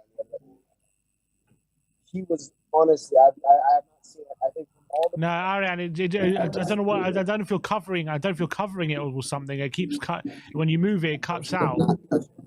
Gonna not touch anything. See, that's Hands good. Are up here. That's fine. All right, hands are up here. Nothing is getting touched.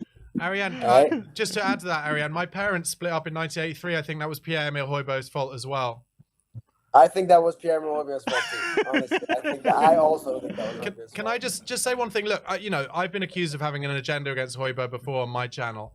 I think the reason he was picked today is because, and I said this during the watch along, what he is good at is breaking up play, kind of reading and intercepting sometimes. But then what is frustrating, and I completely agree with you, is that sometimes once he's done that, which is the hardest part, the tackles, reading the game and interception, he then plays a terrible 5-yard pass. And that is frustrating. That did happen a number of times today.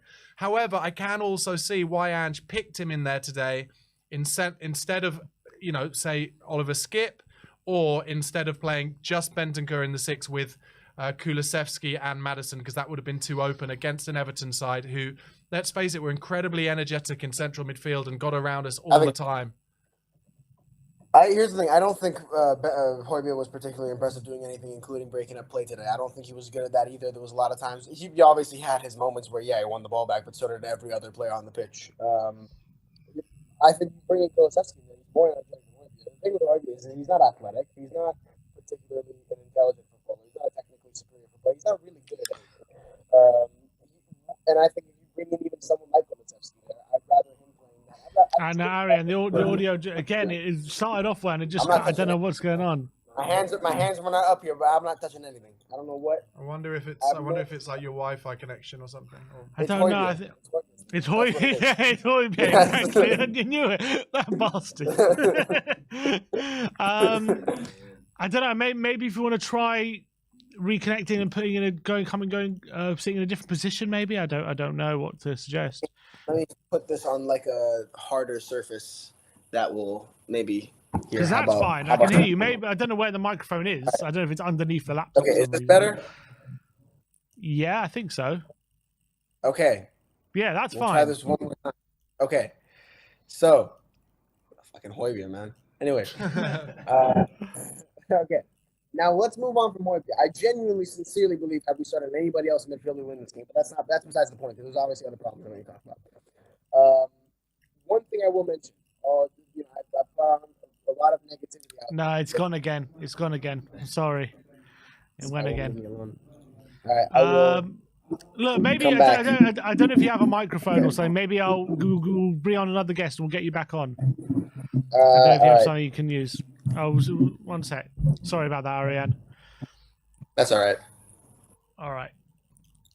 Let's move on. There's the Jory. The Jorical is in the house. Let's see what he's got to say. Jory, lovely to see you, my man. How are you doing?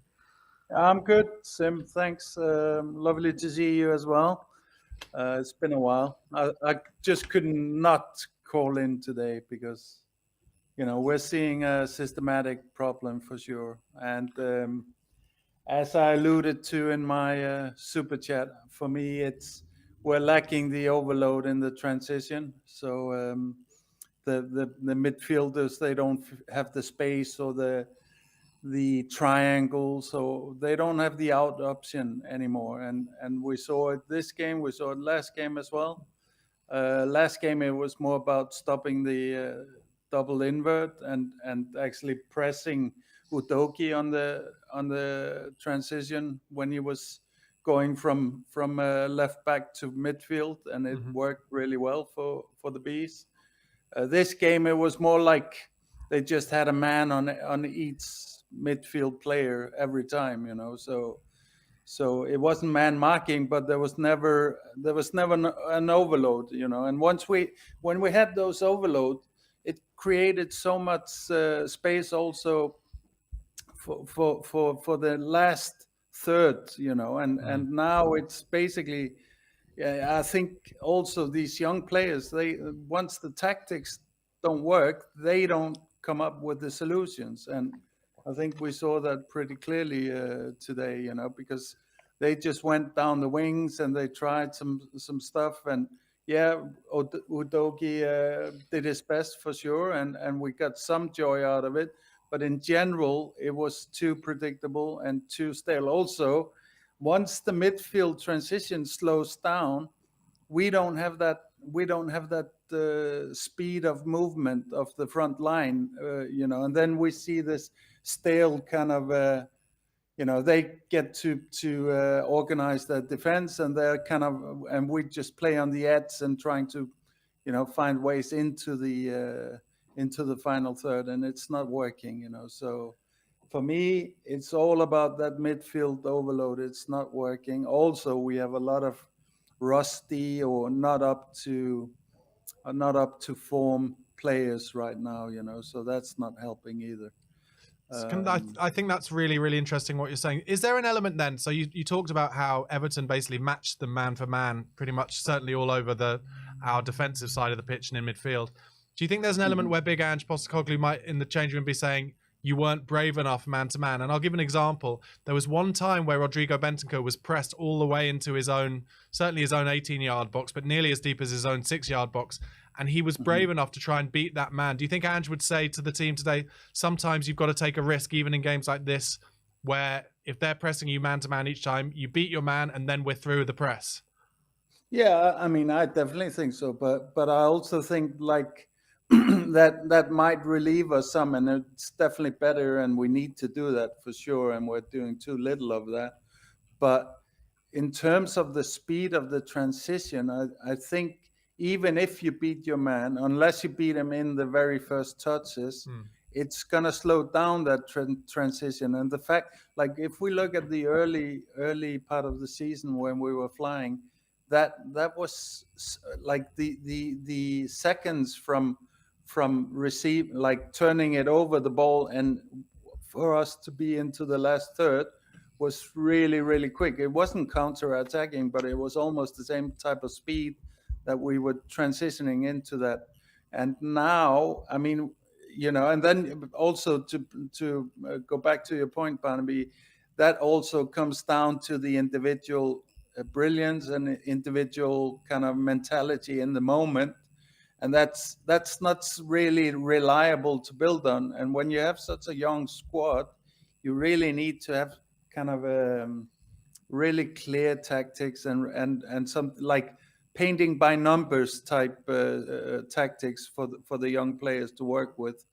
And those painting by numbers are not really working in midfield now. Of course, we're still missing Bissouma, and I think once Sonny is back, I do think they'll get more leadership on the pitch. Yeah. But I also think, like you've brought up already, Højbjerg and Bentancur, both of them have enough seniority to provide that leadership, and they're not really finding the solution either, So I don't know. I'm a little bit worried, to be honest, because I've also been thinking, okay, the double invert is a brilliant strategy, but now it seems to be found out a little bit. But is there an alternative on the wings? Is there some way for us to create the same overload without being completely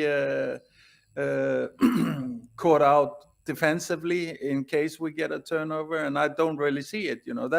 That's the brilliance about the double invert, is that if somebody catches the ball on the transition, you usually have enough manpower to get back and save the day.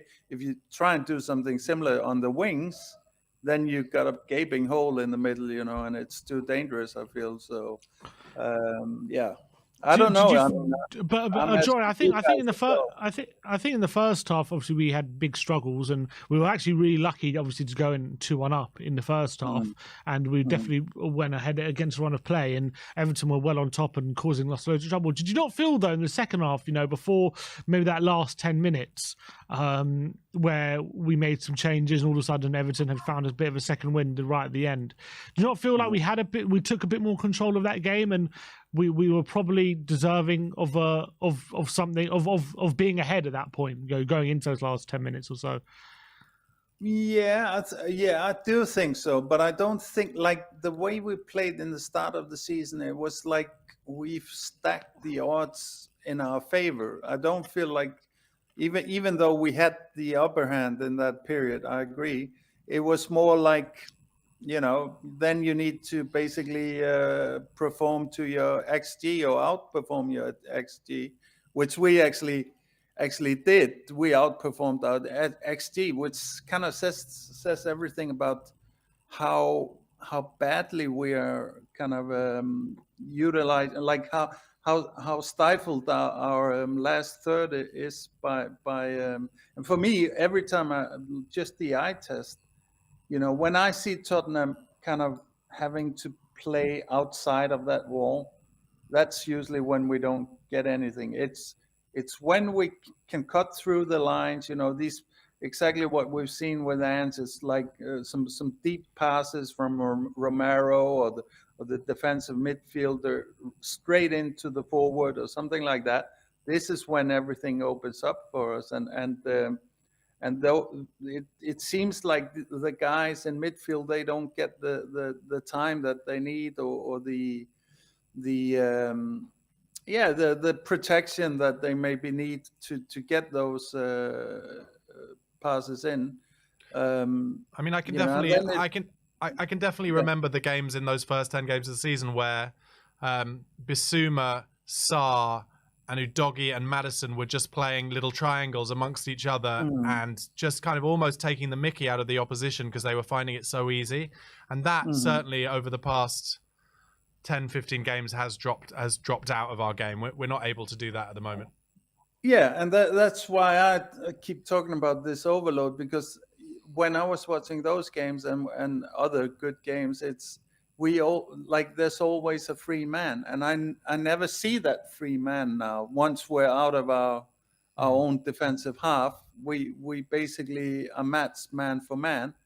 And yes, the Beast did it with the double invert, but now I felt like it wasn't that straightforward. It was just basically they put in their max effort really in the midfield and had a man on each man.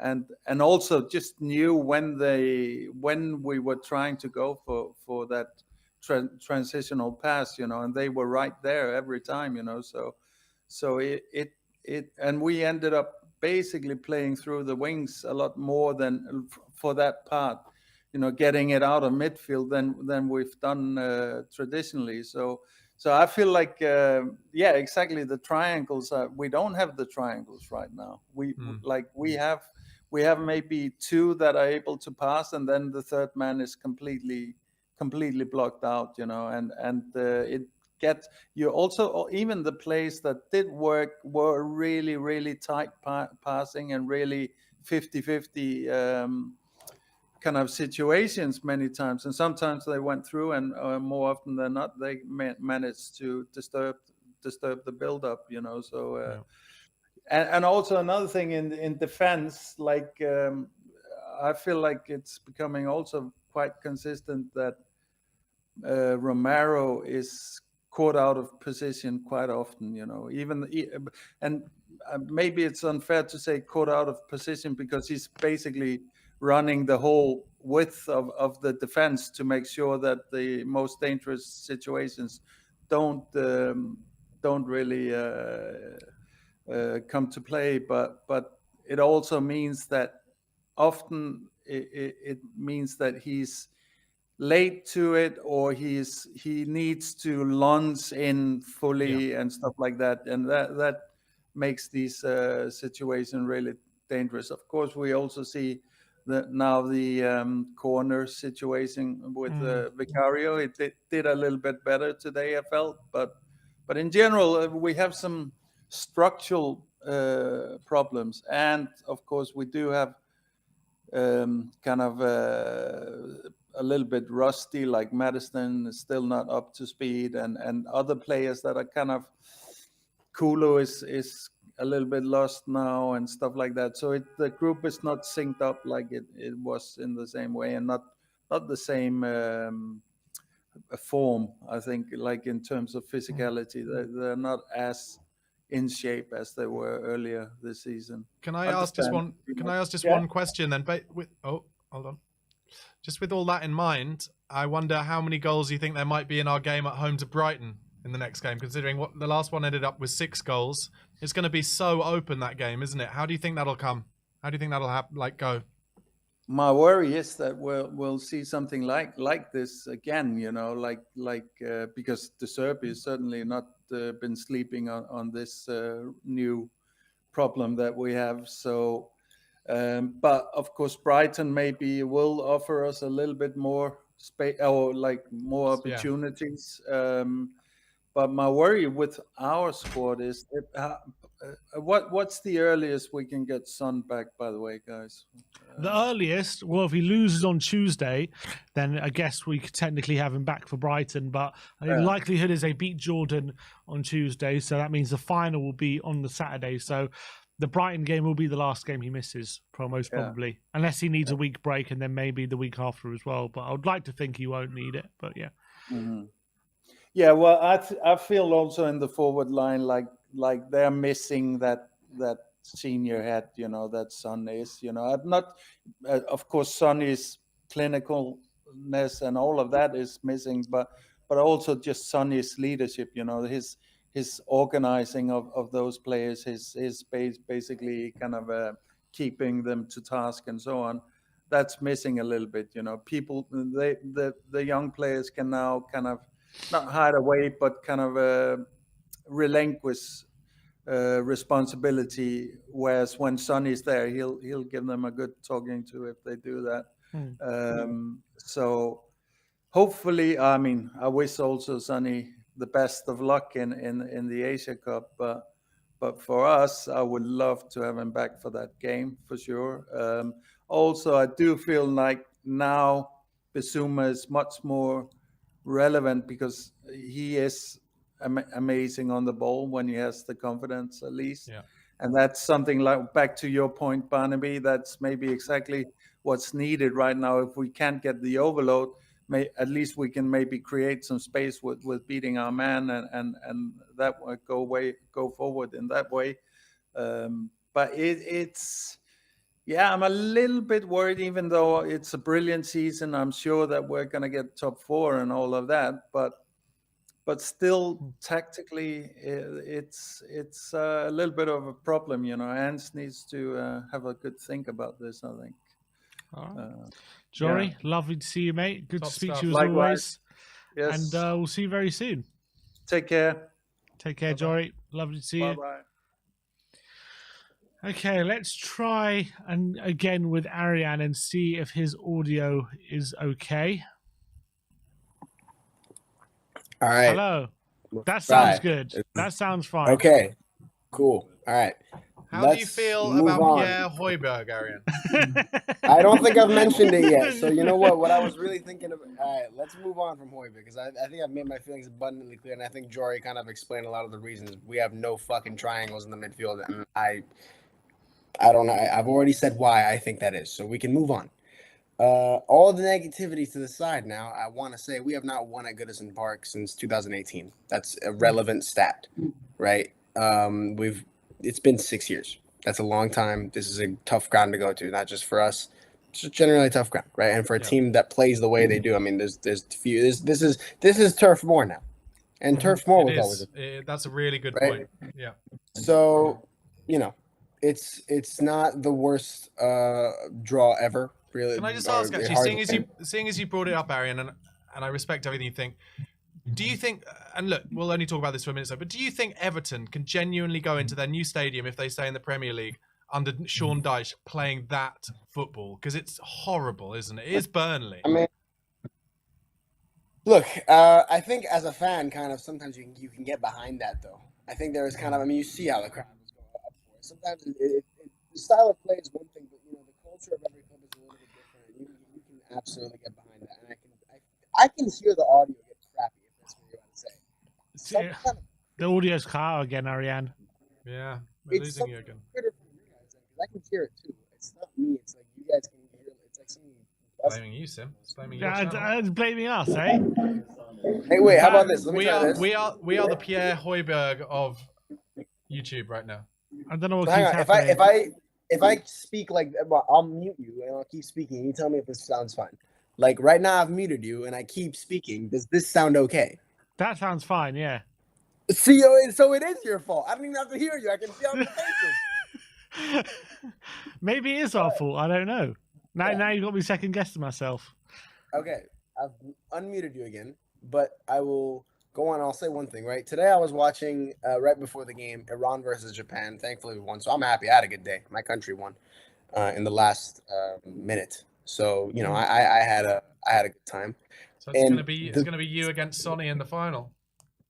Hopefully, we play either Qatar or Uzbekistan, depending on who wins the game that's currently ongoing. But if we win and Sonny hopefully wins, then I can't lose the final. So look, what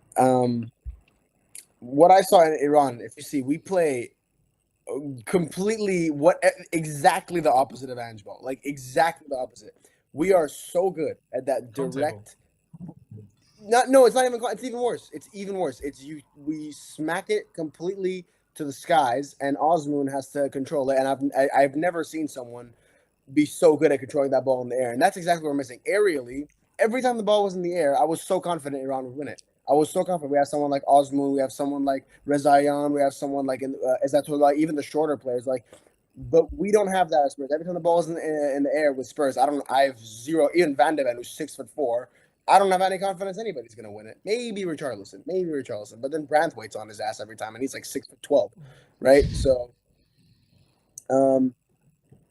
that is honestly like the physicality is something that is, and that's natural, kind of in a team like us who wants to play this intricate football. You don't even the most intricate teams are all. You look at Barcelona, you look at Man City, even like they don't really have that kind of physical presence. But a team like Man City, they don't concede a lot. I mean, to be fair, I think this was our first Premier League game conceding a corner.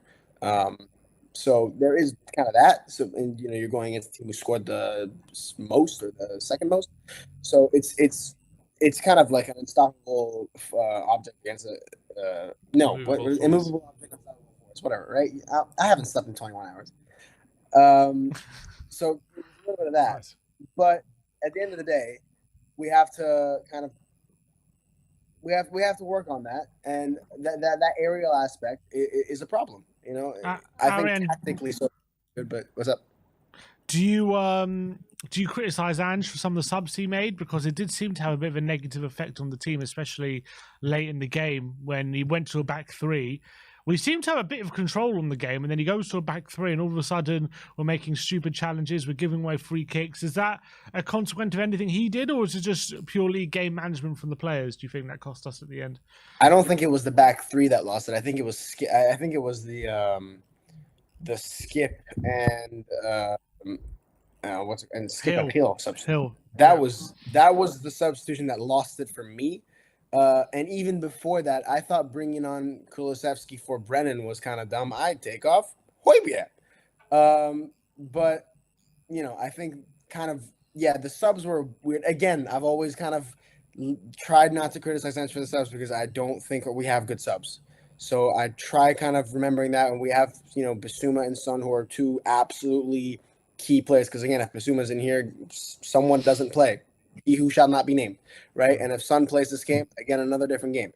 So our school, we have key players missing. We still are working on building the squad long term. We have players coming in the summer already. We're obviously working on signing players in the summer. I think this is season one, and he's shown us a lot of promise. I'm trying everything not to get on his back. Do I think there were some subs that he could have done better?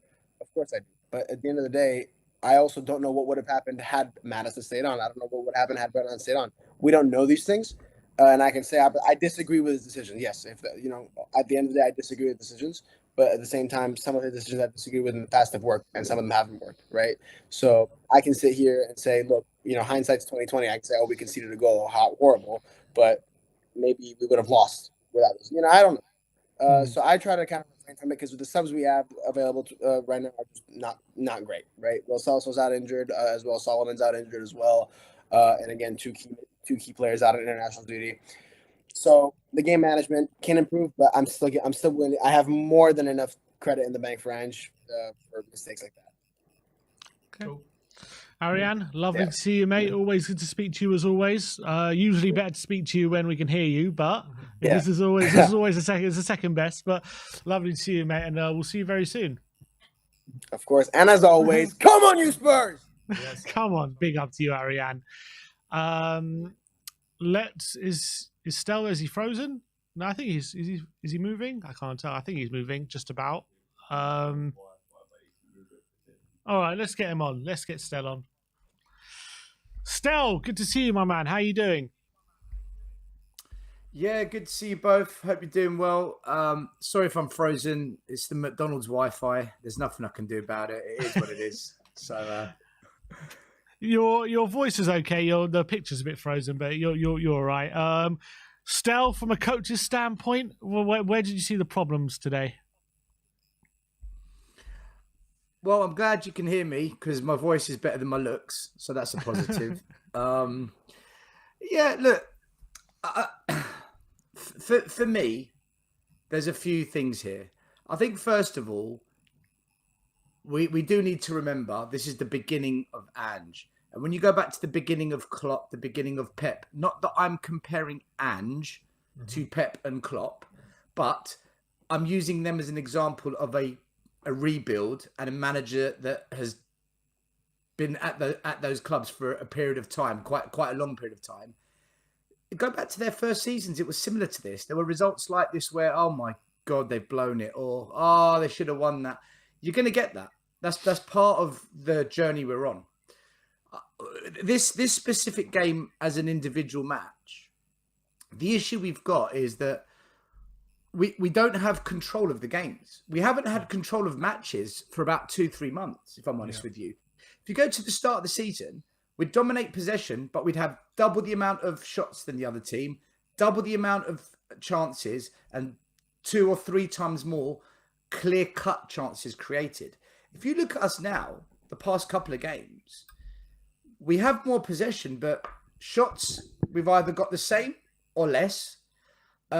Shots on target, the same or less. And clear-cut chances, the other team is outdoing us. So that says to me, we're not keeping possession of the ball in the key areas. And when we lose it, typically through sloppy passes, we're then inviting pressure onto the back line. And when we do get the ball forward, our creativity is non-existent. And I think I put it down to a few factors. One, there is nobody else in this team that's got the creativity of Maddison in the midfield role. Maybe Lo Celso, but he's injured. Yeah. So if Maddison goes off because he's just come back from a 3-month injury and he can't play 90 minutes, there is nothing on the bench. So we can criticise Ange for substitutions, but what do you want him to do? There's nothing on that bench. We didn't buy another creative midfielder. We're going to have to wait to the summer, you hope. In terms of the holding mid, other than Basuma, or unless Bentancur drops into the 6, nobody can keep possession of the ball under pressure. Højbjerg can't do it. The guy just gives away the ball too often. Skip, for me, isn't a number 6. So, you know, the argument is, well, start Pape Sarr. He's just come back from AFCON, a long flight, and Ange would have analysed it and said, look, you're not ready to go straight in. So, in terms of substitutions, I don't think we had the players we needed to come off the bench and secure that midfield to maintain possession of the ball, like we used to do in the first 10 games of the season. Our possession was fantastic. We've lost that. Yeah. And in the wide areas, guys, I'm going to say it. I know it's an unpopular opinion. I know it might come across as harsh. I do not rate Timo, and I 100% do not rate Brennan Johnson. These players are not the level for Tottenham Hotspur. I know fans are going to come for me at this, but the more and more I watch Brennan Johnson, he's a mistake.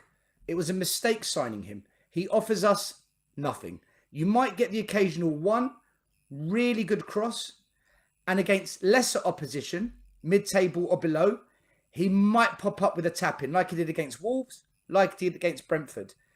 But he doesn't have enough goals to be playing, not as a winger, in an attacking 3. If we play 2 up front and 2 wide players, then yes, maybe as a winger. But we play with the 3. You need to have goals in you. Timo Werner is awful in front of goal. I saw it against Man United, and today, whether it was offside or not, that one-on-one, devoid of confidence. So we've got 2 wide players that play in an attacking 3 that literally, for me, offer us nothing in terms of goals. So it's all down to Son to get the goals. And if Son's not available, we're all depending on Richarlison. Otherwise, there's no goals. It's all right when we catch teams that play high up and we get in behind and there's acres of space, like when Brentford shifted up in the second half and shot themselves in the foot. But teams that are smart, they're not going to do that. So until we get two proper attacking wide players, not wingers, attacking wide players, and bring in another Maddison, another creative mid, and secure that number 6 with Basuma or another player that can keep possession that position, I think these performances are going to keep happening and keep happening and keep happening.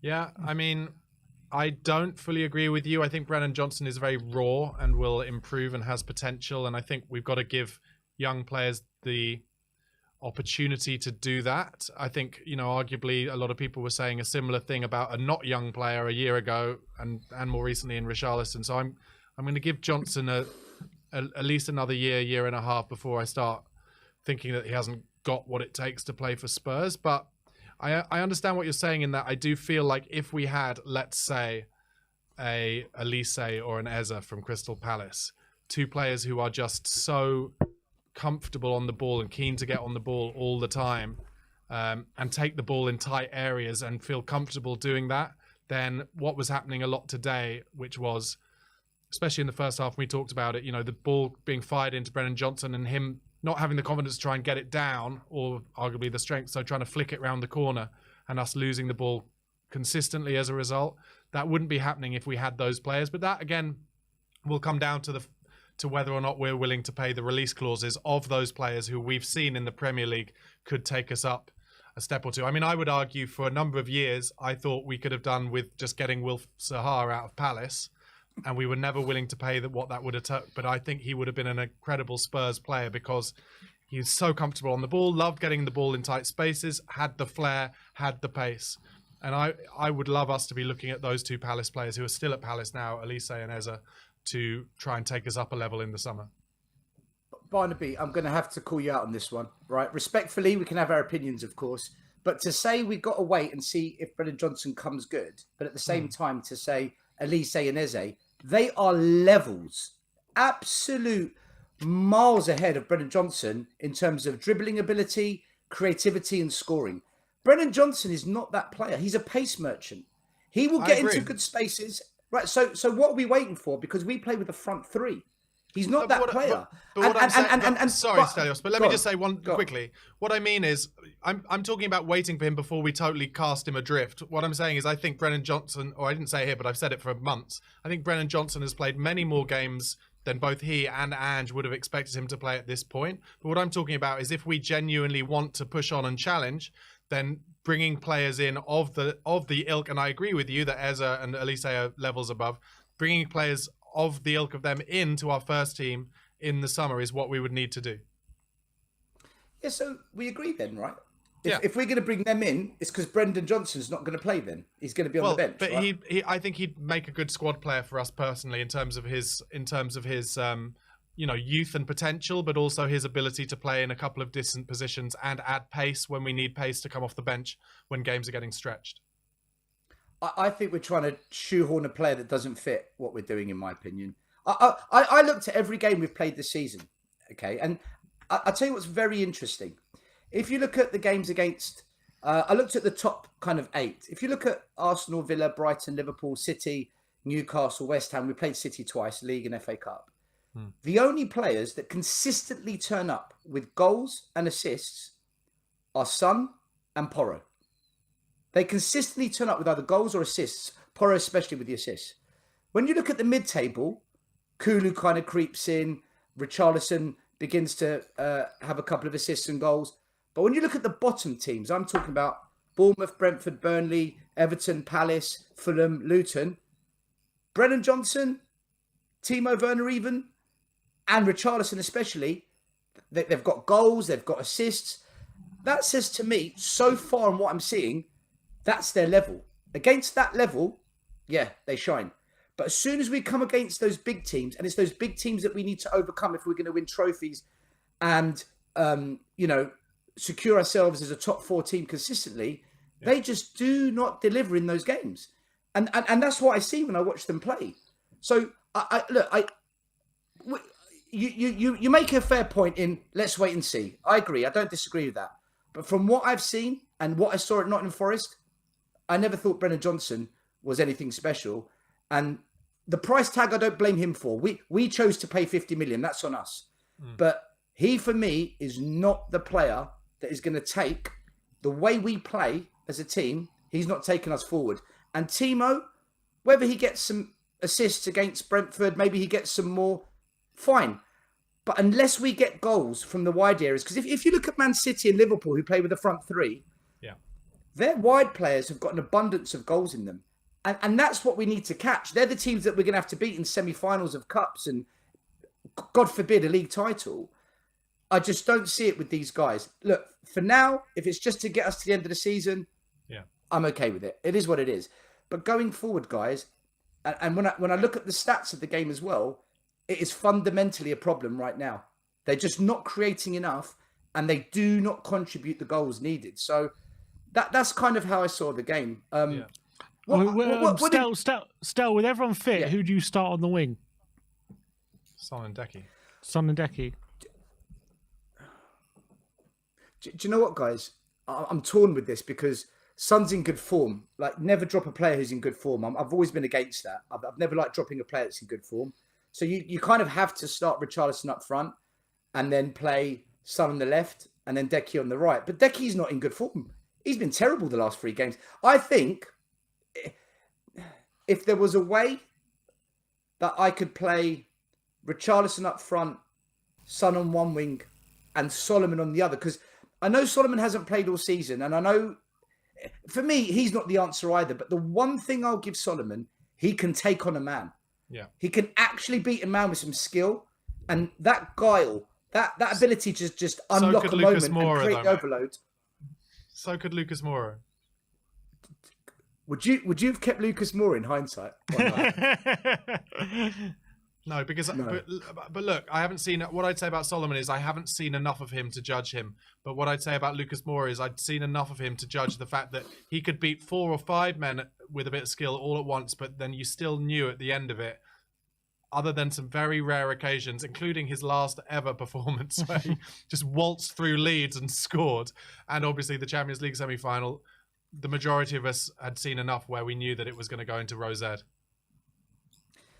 Yeah, I think he definitely the end of his time had come. I'm not going to disagree with you there, Barney. Barnaby. Don't know who Barney is. No, you can call me Barney. That's fine. But look, I think the one thing I don't disagree with a lot of what you're saying, to be honest. But one thing I would say is I feel, to try and end what I'm saying about it positively, is that I feel that if Ange sees enough of Brennan Johnson, let's say we're talking about Brennan Johnson again over a year and a half, and he thinks he's not going to be good enough for him, he's not going to keep playing him just because he's a mate. Do you know what I mean? Mm-hmm. He will say, "I'm sorry, Brennan, this isn't going to work out," and we'll cut our losses. Whereas I think maybe that hasn't always been the case before. So I'm confident that Ange will make big decisions when needed.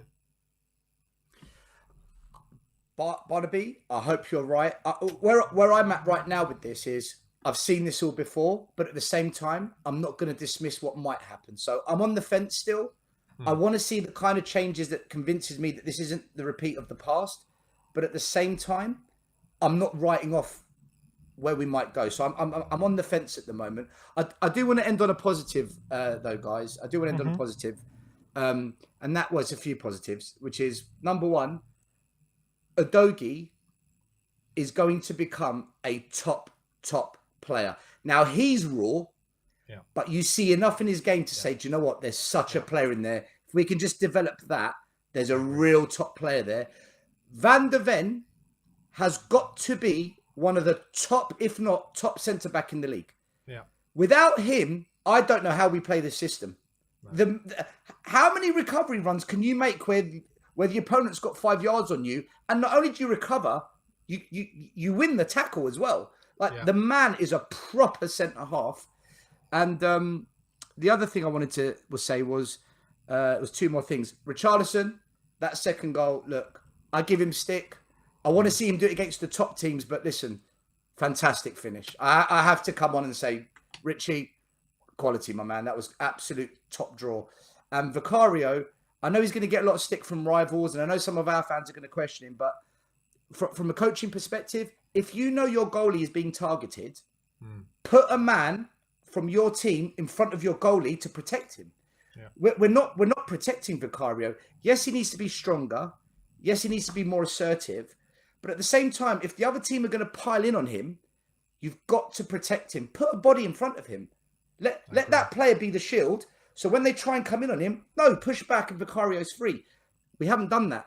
We haven't done it against City, and we didn't do it today. So let's not go in on Vicario, Spurs fans.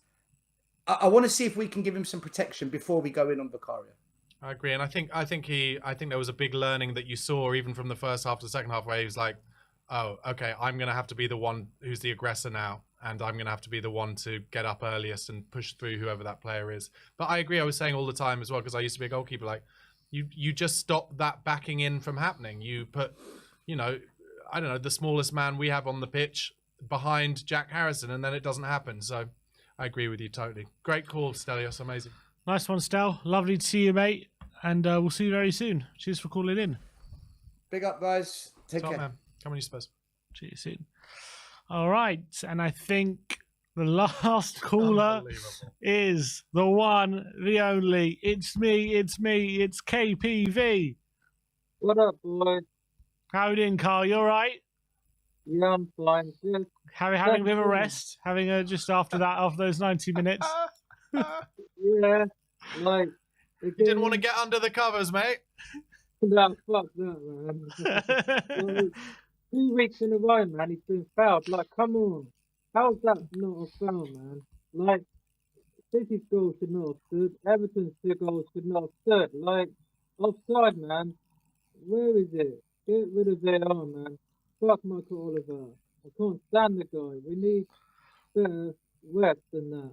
Every single time this happened. Like, probably going to be announced as the official for the Brighton game. I hope not. Because same old shit again's going to happen. But with Jonathan, I just saw my super chat. 3 goals against Everton. 1 at the Tottenham Hotspur Stadium. 2 at Goodison. And yeah, 3 goals against Everton. Who was the last player to score home and away against them? It was Harry Kane. Yeah. Carl, who was your man of the match today then? Was it Richarlison? Oh, 9, yeah. Oh, 9. Oh, 9. Is he in the running for the Golden Boot now? He's only 4 behind Haaland. Is he? Isn't he? He's only, am I right in saying that? I think he's only 4 behind now. How many has he got in the league? He's got 10. 11, 12, 13. Yeah, Storm's on 12. He's 4. Yeah, Richie's only 4 behind Haaland. So if Richarlison was to score a hat trick, then he'll be 2 behind or something. Or if he gets 3. a hat trick on next game, he'll be 1 behind. But maybe he can win the Golden Boot. Who knows? Who knows? A Brazilian. Like, Storm can still win it as well. Imagine 2 Tottenham players win it in the same season. Like, Kane and Son won it back to back. Like, Kane first, then it was Son the next. So, yeah, imagine Richarlison and Son win it, then they'll share it. Like, but Salah and Holland have got 14 goals each. So, but, yeah. Right. Yeah, Carl, it was a poor point today, but are we still going to get top 4, do you think? Yeah, we're still on top 4 because we've got 44 points, and the Villains play Sheffield United away in a few hours, and they're gonna hopefully Sheffield United can beat Villa, and Villa won't go above us. So if they win, they'll go above us. So we don't want that happening. We've got Brighton at home, going to be tough, and yeah, we are gonna win at home and bring on the next couple of games. Like, we're still in the race to top 4, and yeah, this is just the beginning of end. So I want top 4, then get back in the Champions League, because that's where he belongs. Those lot down 7 Sisters Road don't. That's where he belongs. They don't. So damn right, Carl. Look, always good to see you, mate. Lovely for you to call in as always. Yeah, and I'll see you soon after the Brighton game. And looking forward. People, but I want South Korea to lose to Jordan, because we need Son back. They should have lost to Australia. They got lucky, but great kick from Son. But come on, Jordan. Sorry. I'm out. Well, I'm back in South Korea, but look, Carl, lovely You to see too, you, mate. and we'll see you soon. See you soon, mate. Le boss. Le Bosch. That was KPV, and that is it for today's post-match fan show. Thank you everyone for joining us for today's stream. Big up to everyone in the chat and everyone who joined us for the watch long and following all the drama with We Are Tottenham TV. Big up to all you guys out there. And as well, if you go to the title, go and check out Barnaby Slater as well. Go check out his YouTube channel. Do you want to plug anything? Yeah, so my YouTube channel is at Barnaby Slater _. Just click on it, give it a subscribe. I've got daily Spurs content. It's called the Spurred On podcast. So you'll get that every day. And also, if you listen to podcasts, if you're on Spotify or Apple Podcasts, go over there, type in the Spurred On podcast, give us a follow, a subscribe. And obviously, make sure you're subscribing to We Are Tottenham TV if you're not already. Big up to all you guys out there. We'll be back tomorrow for all the post-match stuff, and we'll get Ben's comments about what happened at Goodison Park, and we'll have the reacts and the player ratings. So we'll see you all very, very soon. Enjoy the rest of your Saturday. Like, subscribe, and comment. And as always, come on, you Spurs.